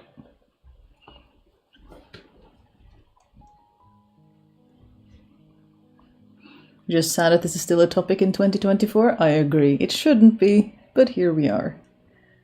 I have a thermos cup like that. I can leave it overnight and in the morning it's still on the hot side to drink. Yeah, maybe you have a similar thermos then. I am impressed.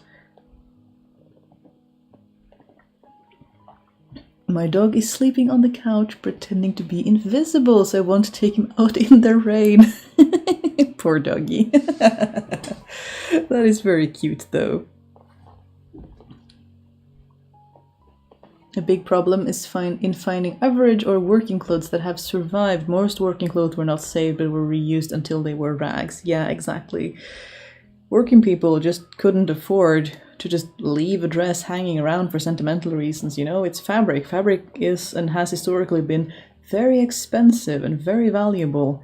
It was something we used to we like to point out if you are at a reenactment center, and people are always in awe, you know, at the Vikings and their swords and the metal crafters and the silversmiths. And whenever like people were talking about that in the public, we would like to point out that historically at the time, all the clothing the warriors are wearing would have been worth more than their weapons. And people are always in awe and don't really believe it. But historically, clothing was value. Clothing was, you know, savings. And clothing was... It's hard for us to wrap our brain around, which is why like inflation calculators and things like that don't quite work when you go too far back in history, because even if you could say that a loaf of bread cost so much in 1920 and that translates to this many dollars in 2024, the sort of balance between what different things were worth, like clothing, just doesn't translate very well, because now we have a very different, like the proportions of things in terms of value is very different than it has been historically. There is a cool online database of patterns and surviving clothing about Dutch history. It is on Delpher. Pardon? I'm on mobile, so I can't really switch to provide a link. That is alright. You can't post links in the chat anyway, but you can post them in the Discord if you want to and have a moment and would like to. But yeah, I love that there are coming more and more projects that actually showcase these forgotten histories that have been here all along. It's just that we haven't really wanted to see them or look at them. But yeah, definitely something that existed and is valid, and there is room for you. Some of the best Victorian dresses and silhouettes I've seen were on bigger bodies. I wish we leaned into that more. There's more to play with. Oh, like you mean in terms of like padding and working with the silhouette? I think that is, if that is what you mean, then I agree, because I think that's such a like healthier approach. Like it's still a body focus, but at least you're padding out your clothing rather than trying to chip away at your body, which, I mean, both can have unhealthy effects, but at least with you, if you're just padding the clothing, you're not saying that there's anything wrong with your body, you're just doing whatever you want to get the proper silhouette. But yeah, I mean, we have so much clothing of Queen Victoria, who was a larger person in her later years, has been saved because, I mean, she was royalty, she was the queen, so that is one of the things that really have been preserved, and preserved well. And those dresses are, again, because it's the queen, so she gets the best of the best, is really, really cool to watch. And they get museum space too, so we get some attention to it. I would like to have more attention on working class people, but let's hope for improvement and at the same time celebrate what we do get. This really helped me and made me smile. I'm glad. English, like, it can be so devastating to hear those kinds of things, especially if you're like on a medium to bad day. Sometimes these things hurt more than other times, and that's okay. I have those days too, where just like you just feel inadequate, you just feel bad, like everything is just hard. But yeah, it's not your fault. Like, I hope that's the thing you're coming away with, like that was a rude and uncalled for comment by the other person, so it's not you, it's them. Tropey though that is. Apart from all that has been said, there are a lot of reenactors, costumer, Ren Fair visitors who are larger, even if it had not been historical, there is no reason to deny people's participation in this hobby. That is very, very true. At the biggest Viking market in the Nordic countries, that is also the oldest, there are a lot of disabled reenactors who, have been with the market from the start, which is many decades now they have been going. So you have people who Vikingify their wheelchairs, you have people with crutches, you have people with insulin monitors in their belt pouches. Glasses are everywhere, which people forget is a visual aid. And I know we were talking about larger bodies and not disabilities, but these are also things that would not have existed historically. But are you going to discriminate against disabled people because the things that help them survive did not exist at the time you're reenacting? No, of course not, because everyone can tell that that would be discrimination and that will be bad and that will get you bad things, because that's not how we are supposed to behave when we are supposed to be nice to each other. So I think there is that kind of, yes, it is fun to reenact times of the past, but we are still doing that today with our values and our, rules and laws and current conditions. If you have tools that will help you, then you use them, and I don't see why it should be any different. Like, everyone is welcome, should be welcome. We have had the most fun with an Egyptian exchange student who, was leaning into the whole Ibn Faldan, is that not the one? The people who wrote travelogues back to their country and went to see the Vikings. But even if they wanted to reenact as a Viking and not as a traveler, like, that would still have been completely within what was acceptable, because that is what we do. We are role-playing as historical figures and we have fun doing it. And yeah, there's no reason to say people can't join for whatever reason. How many female warriors do we have? Which we also know there is historical precedence for. And yet some people react to it and we're just like, well, no. Anyone can do whatever they want. That's kind of... We have to remember that we are modern people in the middle of all of this stuff.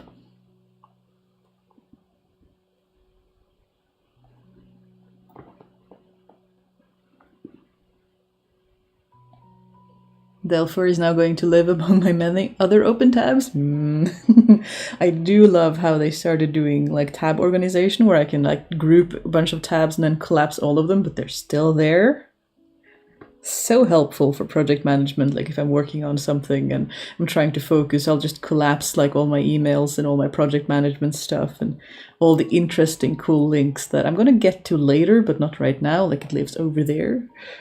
But I haven't forgotten it. It's like, I do like.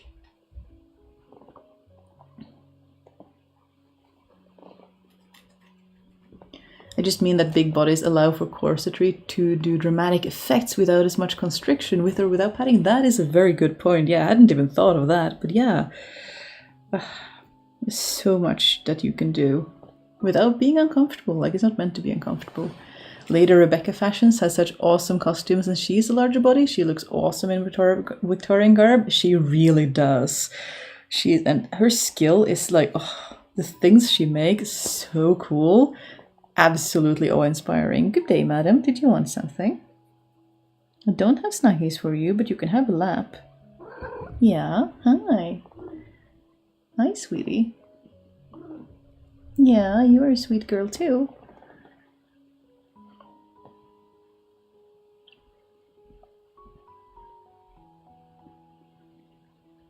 Ibn something? Yeah, I think it's Ibn Fadlan. You're Dead to Me has an episode about him. Yeah, it's super fascinating character. I always worry about participating in reenacting, to be honest. It's hard to camouflage a big power chair, make it your magical flying throne. I can understand that. I have attended... I've been uncomfortable with reenacting things as well, because, when I'm out in the outside, I don't only have to wear these very, very visual glasses, I also have to wear sunglasses, and that really messes with, getting eye contact with the public and that kind of thing, and that's made me feel really self-conscious. I can't imagine how it would feel like with a big power chair, but A lot, it's with my experience, which is, mostly only the Nordic countries. But when I have gone with groups, our, main contact person has let the people know in advance that this person has a disability and this is a disability tool. So, like, this is necessary for them to participate, and it hasn't been a problem to me. But again, this is a very small accessibility thing. It's not really something major like a chair. But I have seen markets where wheelchairs have been present. Power chairs can be harder because a lot of the time the markets are in places where it's harder to get electricity. But yeah, I hope that you would feel welcome if you tried, but I don't know. When you read all the state accounts for ordinary people, they specify textiles in details: 2 sheets, 1 worn, 1 medium worn, 2 dresses, 3 towels, etc. Genealogist, yes. And even as recently as I have a great friend. I'm visiting them in February, and I'm looking so forward to it, in Tromsø, which is in the far north of Norway. And they talked about that even as recently as like their grandparents' generation, so like 1900s, fishermen along the coast, where, a good raincoat could be life or death on the sea or in the winter storms, would still specify in their wills, not so much the money, because there wasn't any, but they would specify, that grandchild gets that coat, that person gets that hat, that person gets, very, very meticulous, very specific. So yeah, even quite recently in poorer areas, that might still be a thing. It has been like, so again, just this would just have been 1900s, even into the Second World War, 1940s, that they would be specifying who gets what from when they pass away, because clothing, what my friend would say was the expression that clothing was life. Clothing is life. Like in winter, if you have to go fishing in the winter storms, it could mean life or death in an already very dangerous job.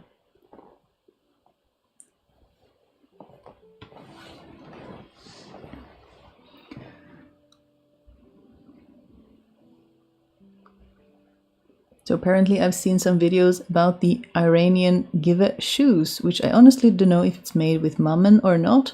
I actually knew it's mostly null-bound rather than by crochet. Interesting. I love how these crafts just kind of move around the world and show up everywhere, because people are clever and craftsy and figure out ways to do things, and also crafts travel. You only need a few people traveling and showing people how it's done for it to spread like wildfire. This new fun way to make things.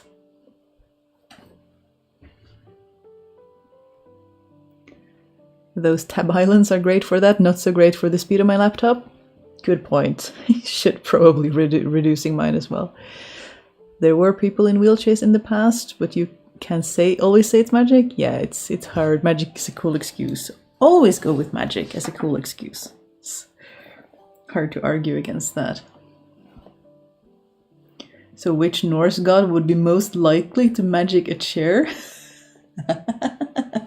It's a good question. I feel like all of them could be up to that kind of mischief. You could always do the whole Freya with her magical gigantic cat pulling her wagon. Like, you could get some tiny cat plushies and be like magical throne running away with large cats pulling her wagon. That would have been super cool. I wonder how many people would get that. Very much depends on where you are. I checked and it was Ibn Battuta. Oh, interesting. Alright, cool.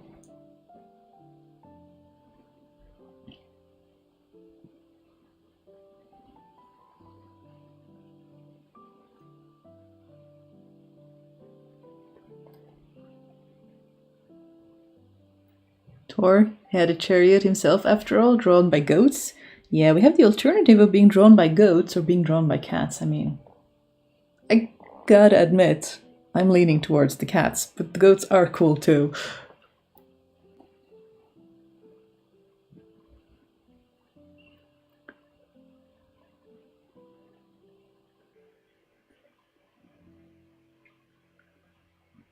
Please never let a wheelchair stop you from having fun. I use a power chair or a rollator walker or a mobility scooter always. Just Viking on, life rolls on. Yes, good encouragement from people. But like we talked about with fat shaming comments of English, like people are gonna be assholes, and like assholes are gonna be assholes, and they gotta live with their own sad self the rest of their life. But you only have to deal with them briefly, and then move on to better things. So absolutely go with having fun anyways. And the whole thing is like, if you're going as a visitor, I mean, it doesn't matter. I've seen plenty of power chairs at markets from visitors. And if you're going as a reenactor, you just make sure that you have a supportive home group, that the group you're going with has your back and will, tell people to go shove it if they are making any sorts of complaints to you. And this can be any sort of group, because usually you have to travel as a group because the tents are big and large and what have you. So, you make sure that you find an awesome group that has your back and that are going to bat for you. And yeah, my experience has been that it will work out. And if people are being difficult, then, I don't know, be difficult right back. You deserve to exist just as much as anyone else.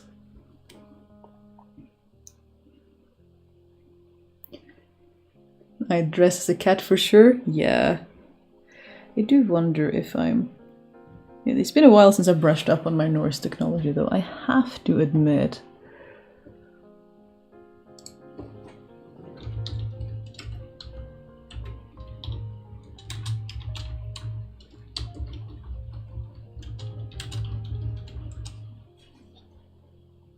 Yes, okay, I was correct. I was getting nervous. When Freya is traveling, she drives in a wagon pulled by 2 cats. I mean, how awesome would that be? That would totally be so cool.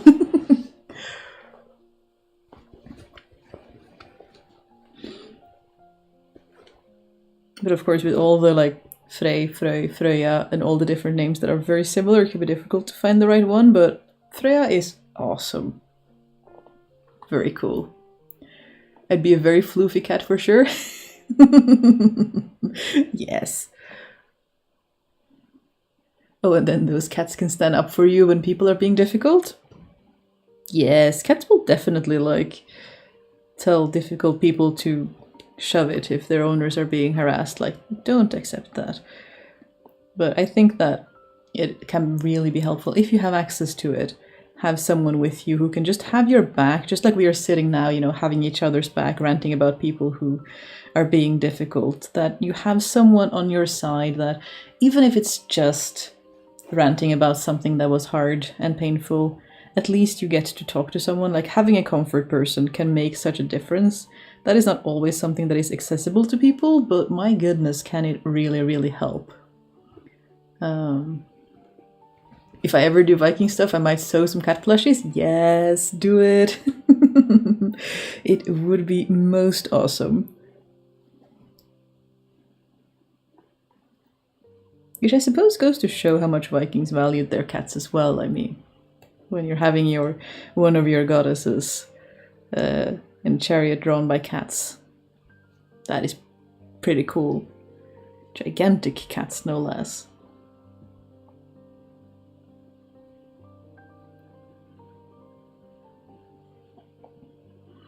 Rude remarks are only a bad reflection on the speaker.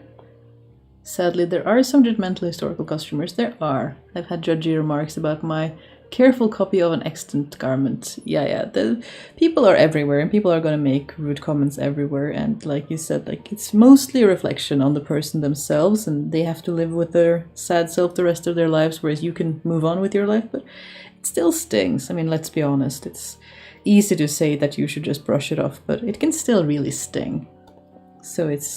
But then it's okay to come here and have some sympathies and get some support before we go back and brave the world again.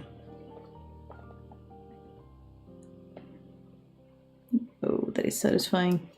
It was reasonably just enough thread with some spare to fasten. at the end. One yarn chicken for once.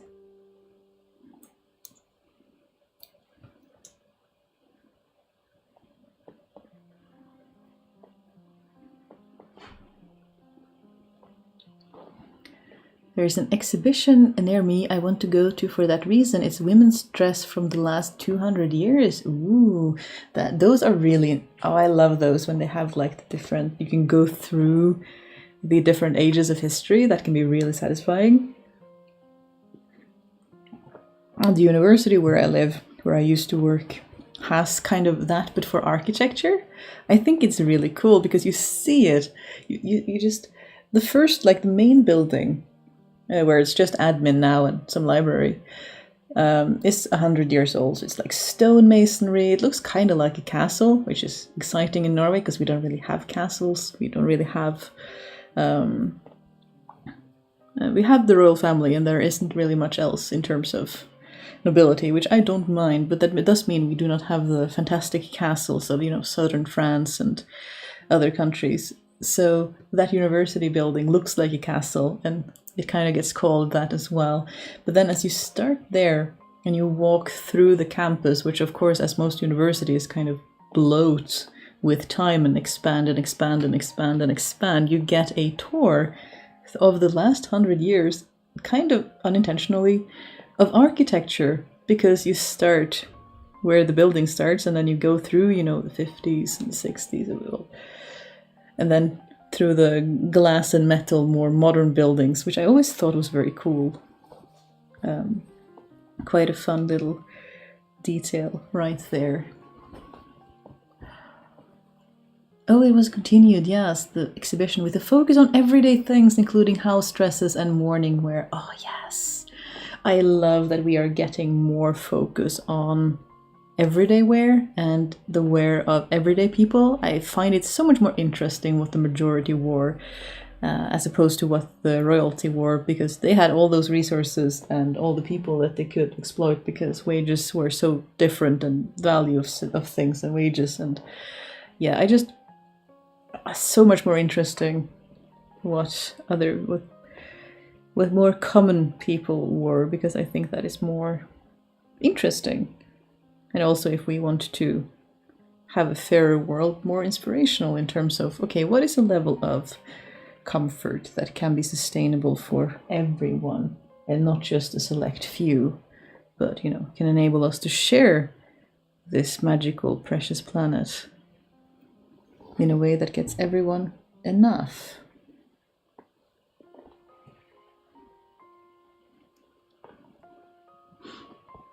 My grandmother shows of historical local garments, and we bonded over that last time I saw her. Oh, that's lovely. The clothes she wears represent the 1830s in her local areas. Wow, that is really cool.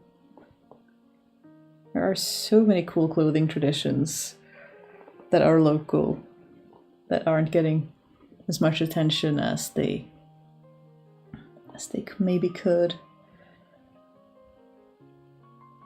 Not that they have to, like there's no entitlement or anything like that, but there's so many cool local traditions beyond, a lot of the London and Paris fashion that we do see a lot more of, because there's a lot more documentation of that. But there are many other cool things too.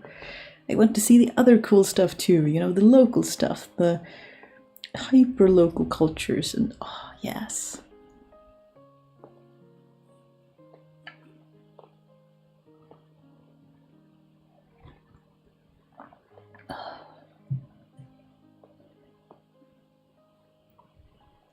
And we are about to have some ads, so we are about to have a little break, which everyone gets to have a break. And Embla apparently is having a bath.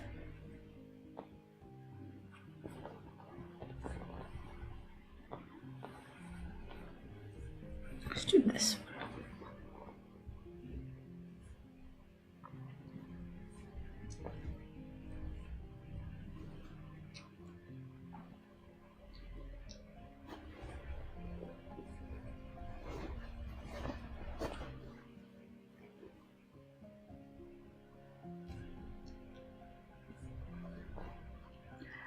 I had my first reading room in Hovedbygg and ended up all the way back at Lerkendal for my final thesis. It's a long way, both historically and physically. I believe you. I didn't know anyone who had the Hovedbygg as their reading room because we were all, I mean, I was in STEM, so we were all over in the Realfagsbygget, which, you know, is translates to like the STEM, science, natural history building, and it was all glass and metal. Very functional. But not with the same level of personality as other things, I feel. I mean, being a history enthusiast, I do have a bias towards the historical buildings.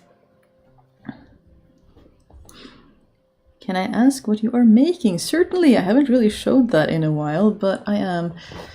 This is a Victorian crazy patchwork pouch, or it's going to be. It's pretty much exactly the same size as the one that I made a video about. If you've seen that one, I just had more backing fabric, so I made another one. And I thought it could make a good gift if I ever finish it. I just keep embroidering all the seams, although I have to admit, we are getting somewhere. Like, I think over half the seams are embroidered by now. I do think we are getting somewhere, but I'm also enjoying, you know, filling the centers of plain fabrics with embroideries, so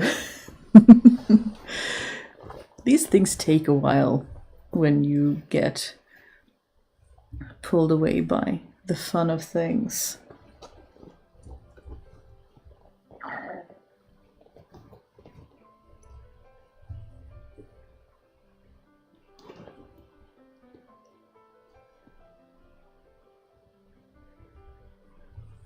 Stalin was a horrible person, I mean, agreed, but one has to credit him with trying to give the masses nice building. The Moscow metro was one of those endeavors, but there was also socialist classism, yeah, it's a type of architecture for apartment blocks, but with ingeniously built apartments and decorated facades. Interesting. I do not know a lot about architectural history, but that is very interesting.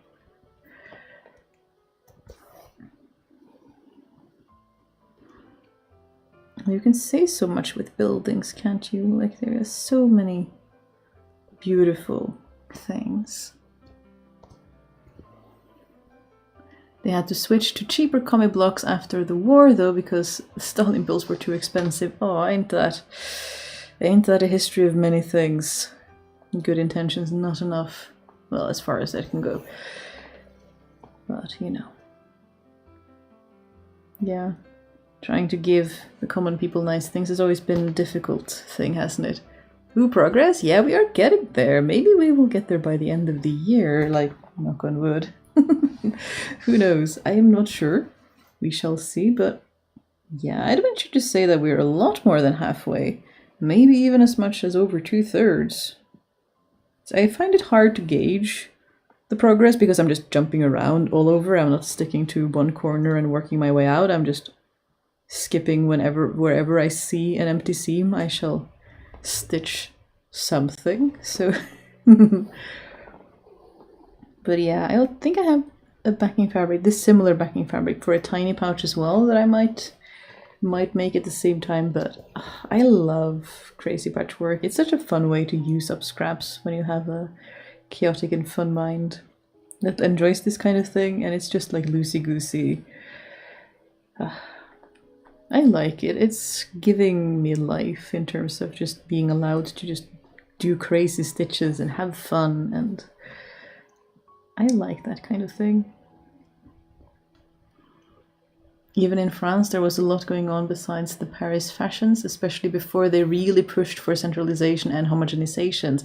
Yes, I mean, there is so much beyond the fashion that we see in the fashion plates and the magazines, because that was largely, you know, aspirational and for wealthy people.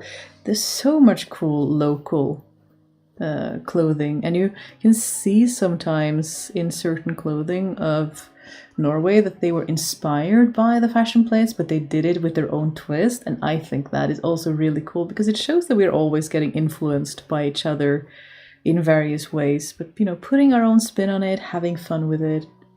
I like that kind of thing. Like, there are some short cropped sweaters that are really, I feel like they are really inspired by like Spencer jackets because they're around the same time. But they're very different in execution because they take various cultures, like the local culture and their dress history, into account as well, and they combine the two, and I just think that is so cool. Like fusion of all kinds has always appealed to me, both in cooking and fashion and like culture. Like, oh, there's so much cool stuff when people get together and get creative.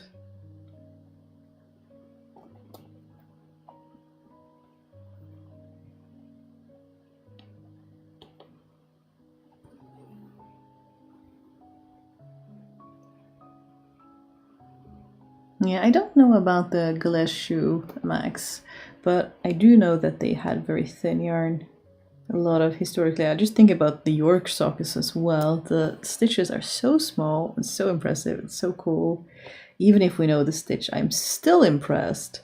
So I don't know what stitches they use for that shoe, but oh, there are so many cool techniques and so many cool things made historically. That would be so much fun to recreate, but where does one find all the time? That sounds really cool. Maybe I can find it. I do think I have it saved in my digital museum file, and I do think you can find that even if you are out in the world outside of Norway.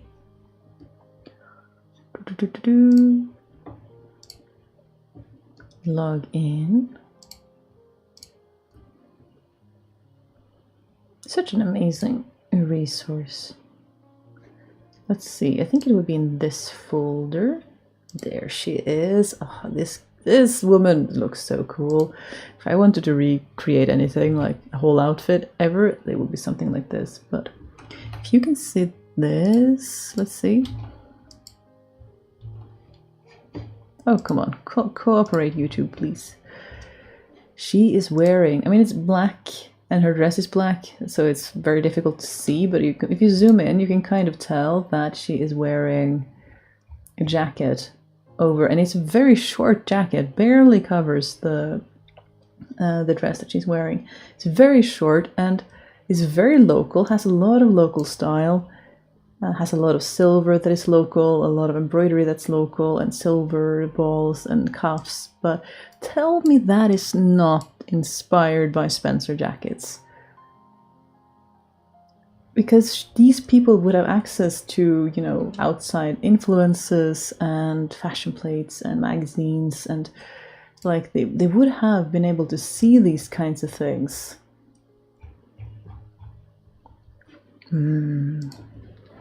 Theories percolating. Oh, but I think, she's so cool. She's so cool. It's very staged, but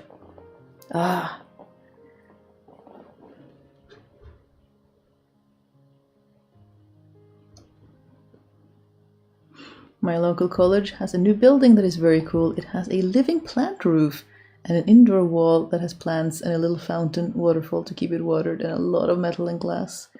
That sounds really, really cool. Ugh. That sounds like it should belong to a botany department. Oh, but they're so cool when they do big plant installations like that. There's also a Dutch video about a woman showing off her traditional local daywear and explaining the influence of fashion on the evolution of the garments. Ooh, to modern fashion students in Middelburg. Yeah, we have a clothing gatherer that traveled around with a video camera, and we actually have some footage of a few places that you see some hairdresses, and they are such cool videos. Like, it's very local to the area that she could travel to. Like, she couldn't get all around Norway, but we still have some actual primary source evidence of some of the hairdresses for weddings and like young women and older women, and some really intricate veil pleating that is just mind-boggling. Like that, see, that is a lot of work to maintain that kind of headdress. My goodness, very impressive. And we actually have video footage of it. So cool. Oh no, again? Seriously, are we gonna check the battery again? That's just rude, that is. So you can only do, what is that, an hour or so? Yeah, ugh. I really hope we're gonna get the other camera back from the repair shop soon, because you are no live streaming camera, that's for sure. Probably good for other things though. Now, the other camera is not done yet, so we will just have to see how long you will survive.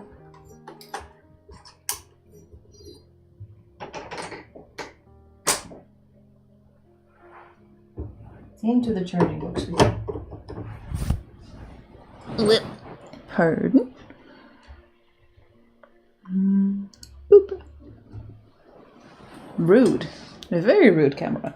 Although it might be that you aren't getting enough electricity and charging through the USB-C. I suppose I could try to change that. Give me a moment and try to plug you in a different socket. Oops. Pardon the touching of the microphone. I don't need to blow out your ears if you are wearing headsets. Where is my cable? I will move you over here. Are you gonna be charged now, or are you still gonna be difficult with me? Boop. Yes. You are a very good girl. Who got your basket back? There's noise happening in the rest of the room, but or the rest of the house. Hello, madam. Are you tearing everything down? Hey, darling. I still haven't started my crazy patchwork blanket, but I'm starting to get a decent amount of scraps for it. Got some fabrics for my boyfriend's family and also my sister-in-law. Ooh. Yeah, I kind of want to do like a wool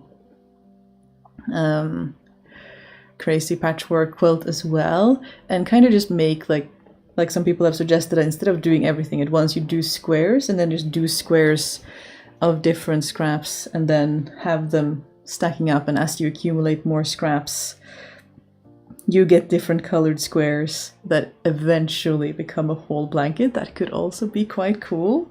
Of course, that gets less pre-planned than if you have all the scraps to begin with and can just design how you want the colors from the get-go.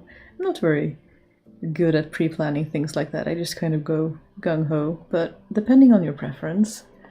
Even with headphones, it's still sort of okay for me. Well, I apologize still. It's not how I want things to be. Like, I don't want you to get jump scares and sudden loud noises. So I hope it isn't too bad. Hey, sweetie. You back again?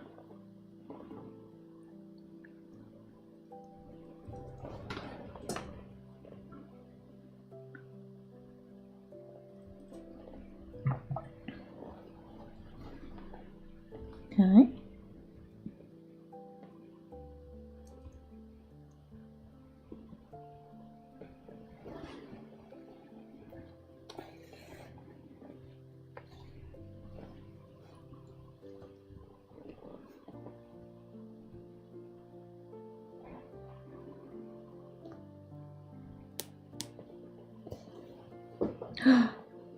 Did someone wake up?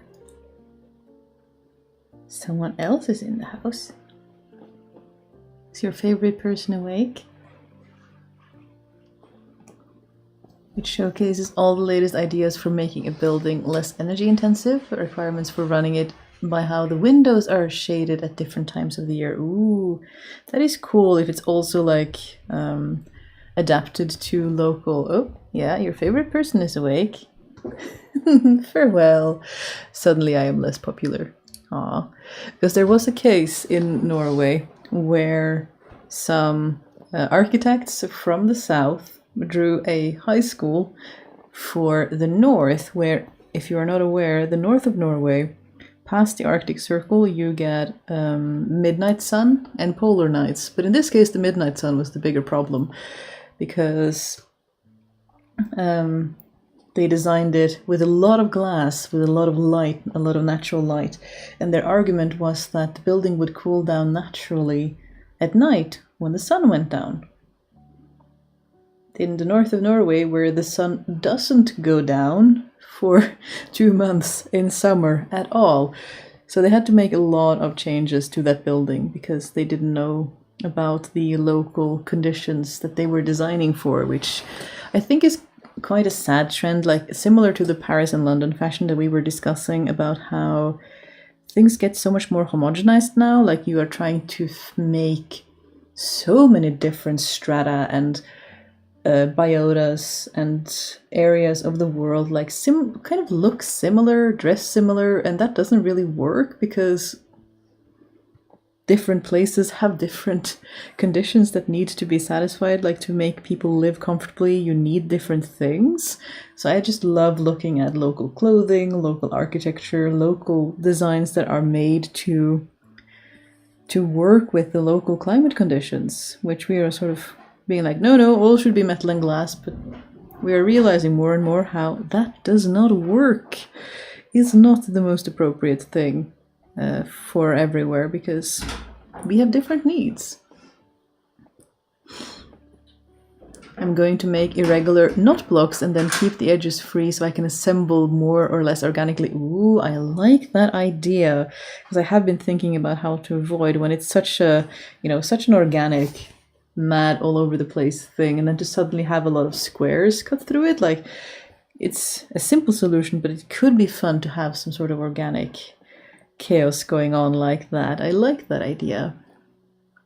The horticulture department has their own greenhouses. Ooh, yes, as they should, as they should. Oh, growing things is so much fun. Sometimes I wish I'd done that instead of chemistry because there's so much fun in gardening and taking care of greenhouses. When I was lucky enough to, be a industrial gardener for a little while, we had such fun. Growing things is just so satisfying, and helping in the greenhouse and all sorts of things like that.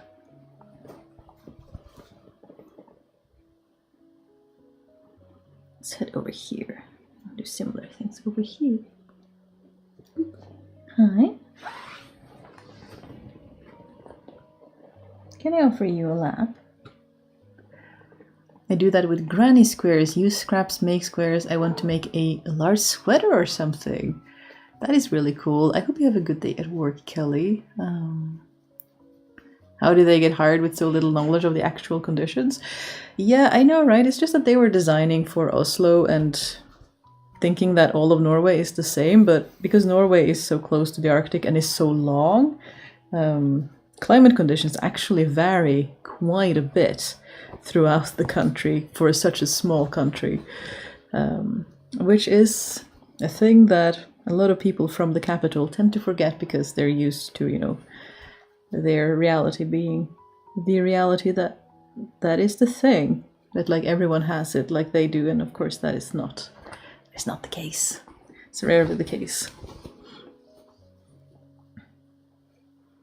It's one of the big critiques of people who live in big cities is that they don't understand what it's like to live more rurally with less access to doctors and healthcare and grocery stores and what have you.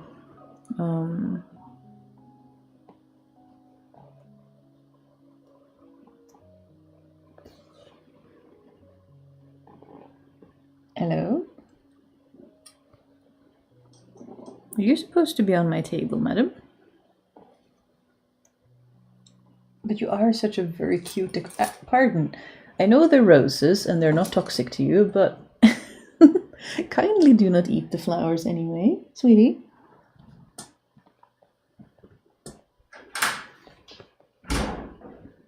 Pardon the noise. Who's that?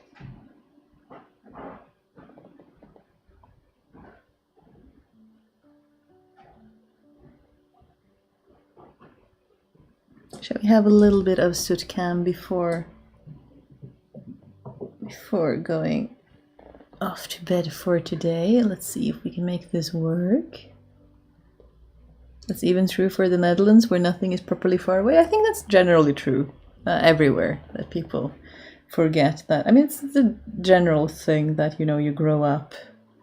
when you grow up, you think your childhood is completely normal and that there is such a thing as normal. And then you grow up and you meet other people who had completely different experiences, and they also think their childhood was normal. And then as you grow up and you meet more and more people, you realize that there is no such thing as normal. There are just tons of different experiences and different viewpoints, and even within the same city, there are all sorts of different perspectives to the same thing, which can be easy to forget, but it's just a truth I keep coming back to all of the time, is that there is no such thing as normal. There is just every human has their own experience.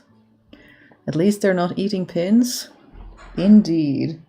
At least you're not eating pins. Right now. There's a reason we close the door when I'm done working for the day, huh? Much to your chagrin.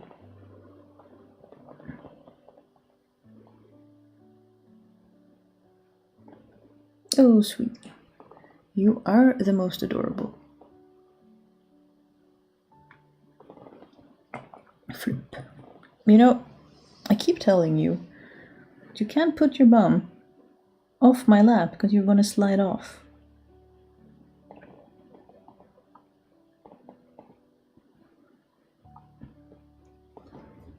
Shall we do a few more stitches before calling it a night, huh?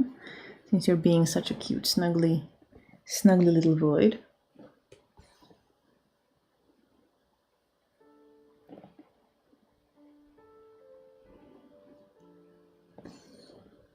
Although I guess they can't really see you when you're over there and the camera is all the way over here. Can we do something about that? Potentially, it should be enough camera for a little while.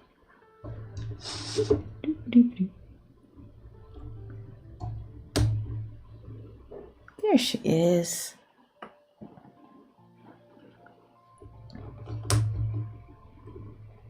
Stay. Okay, so far. Have you seen the 1885 pattern ladies' mittens with thumb? I'm not sure I have. Are you thinking sewing or knitting? Because I've been looking at knitted gloves recently, and that was a ride. I found quite a few mittens, but I only found one pair of gloves. And I am looking at it right now, and it's the kind of knitting pattern that is right up my alley. They're prefacing it with, oh, let me read this out to you. Let's see if I can find it in my forest of tabs as we were discussing. Then we need to zoom in. But this sounds like my kind of knitter. Let's be real. They start out the pattern. This is in Fancy and Practical Knitting. I apologize. I meant knitting. That's completely fair. Do not worry about it. I have found a few mittens with thumb. I don't think this is the one you were talking about, because I found a different one that were fingerless mittens. But this one was kind of fun. They start out with a glove or mitten of any size, knit from any yarn, may be made from these directions by changing the number of stitches as required. And I'm like, that's exactly how I work. I think this pattern and I are gonna at least try to get along. It's still from 1897 and a bit challenging to make out for someone who's not over fond of reading pattern to begin with, but I think that could be fun, potentially. We shall see if I can suss out the details of the pattern in the first year.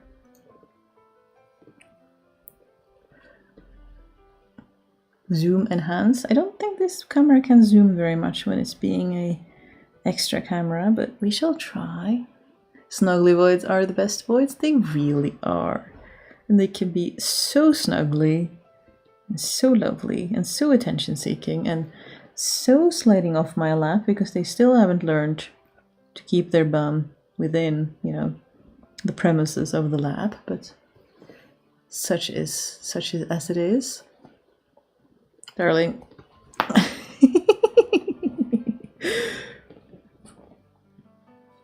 Yes. The inevitable happened. You're just combining technology with ecology? I would like to. That would be cool.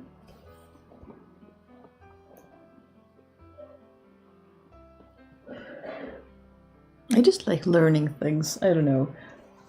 It's just fun to learn about how things work. I just can't help it. I was just commenting on how you brought us closer.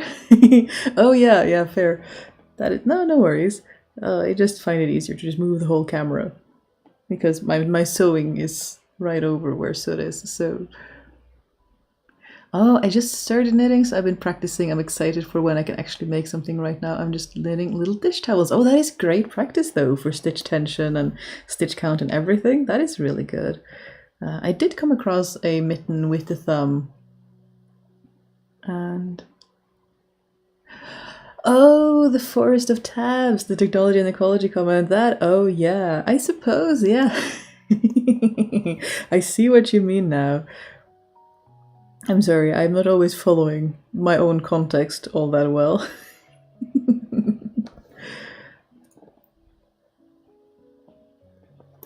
It's always a mess when you're trying to combine two languages who have different, phrases for different expressions for figurative speech, and then you're sort of combining all of them, and it's just a mess.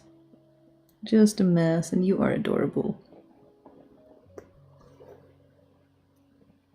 Anyway, I think we're still gonna finish once I finish this scene, just because I do be needing my sleeps. If we are to get any work done on the morrow, which I would like to do.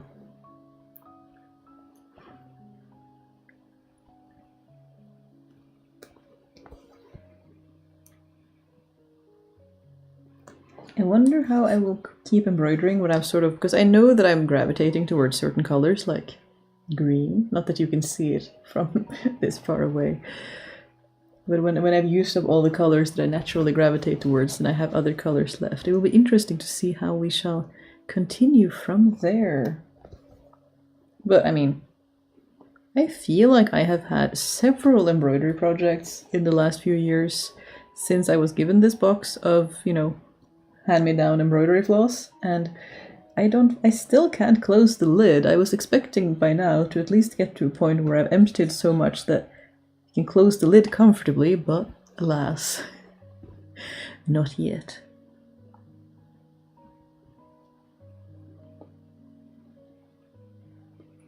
They are fingerless gloves. I thought it was interesting. It was called mittens. I do think I came across the pattern of which you are speaking, but I closed that book again from Internet Archive because that wasn't what I was looking for. I do think I know what you're talking about. And yeah, I also reacted to them calling it mittens, but that was, what can you do? That is kind of what makes searching through old books interesting, is that they will not necessarily use words in the same way that we do, so your search skills and Googling skills are not always going to be the same skills you need for searching in these archives, which I find intriguing and also very fun.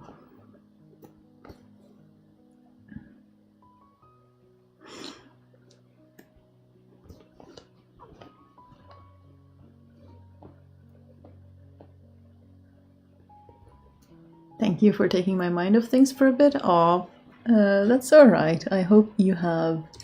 I do hope it was a respite for you, even if it's just a little bit. Like, having a distraction sometimes is very necessary in order to get through the day. So I do hope you take care of you, and whatever you are going through, remember that you also have needs in the middle of this, and sometimes taking a step back and breathing and resting is necessary, so that you can go back out again and deal with whatever it is that you are currently dealing with, that I hope will resolve itself in time, so that you can actually get some rest. But yeah, I'm glad you had some restful moment with us hanging out. Like, I'm glad that can be of help to you. Do you have certain days you go live? Right now we are trying to, though I haven't been able to do it with much consistency, I do apologize. We are trying to do Thursdays around this time. So for me that is from about 6 p.m. to 8 p.m. Norwegian time, which can be anything from evening in Europe to early morning around the US. Sadly, I don't have a good time for our friends down under, but I did have to recognize that I did have to try to do the times that I do. But I'm trying to do once a week on Thursdays, and I would like to do more, but I know it's gonna like dig into the times that I am spending editing videos, which I do want to edit videos and make, irregular videos as well.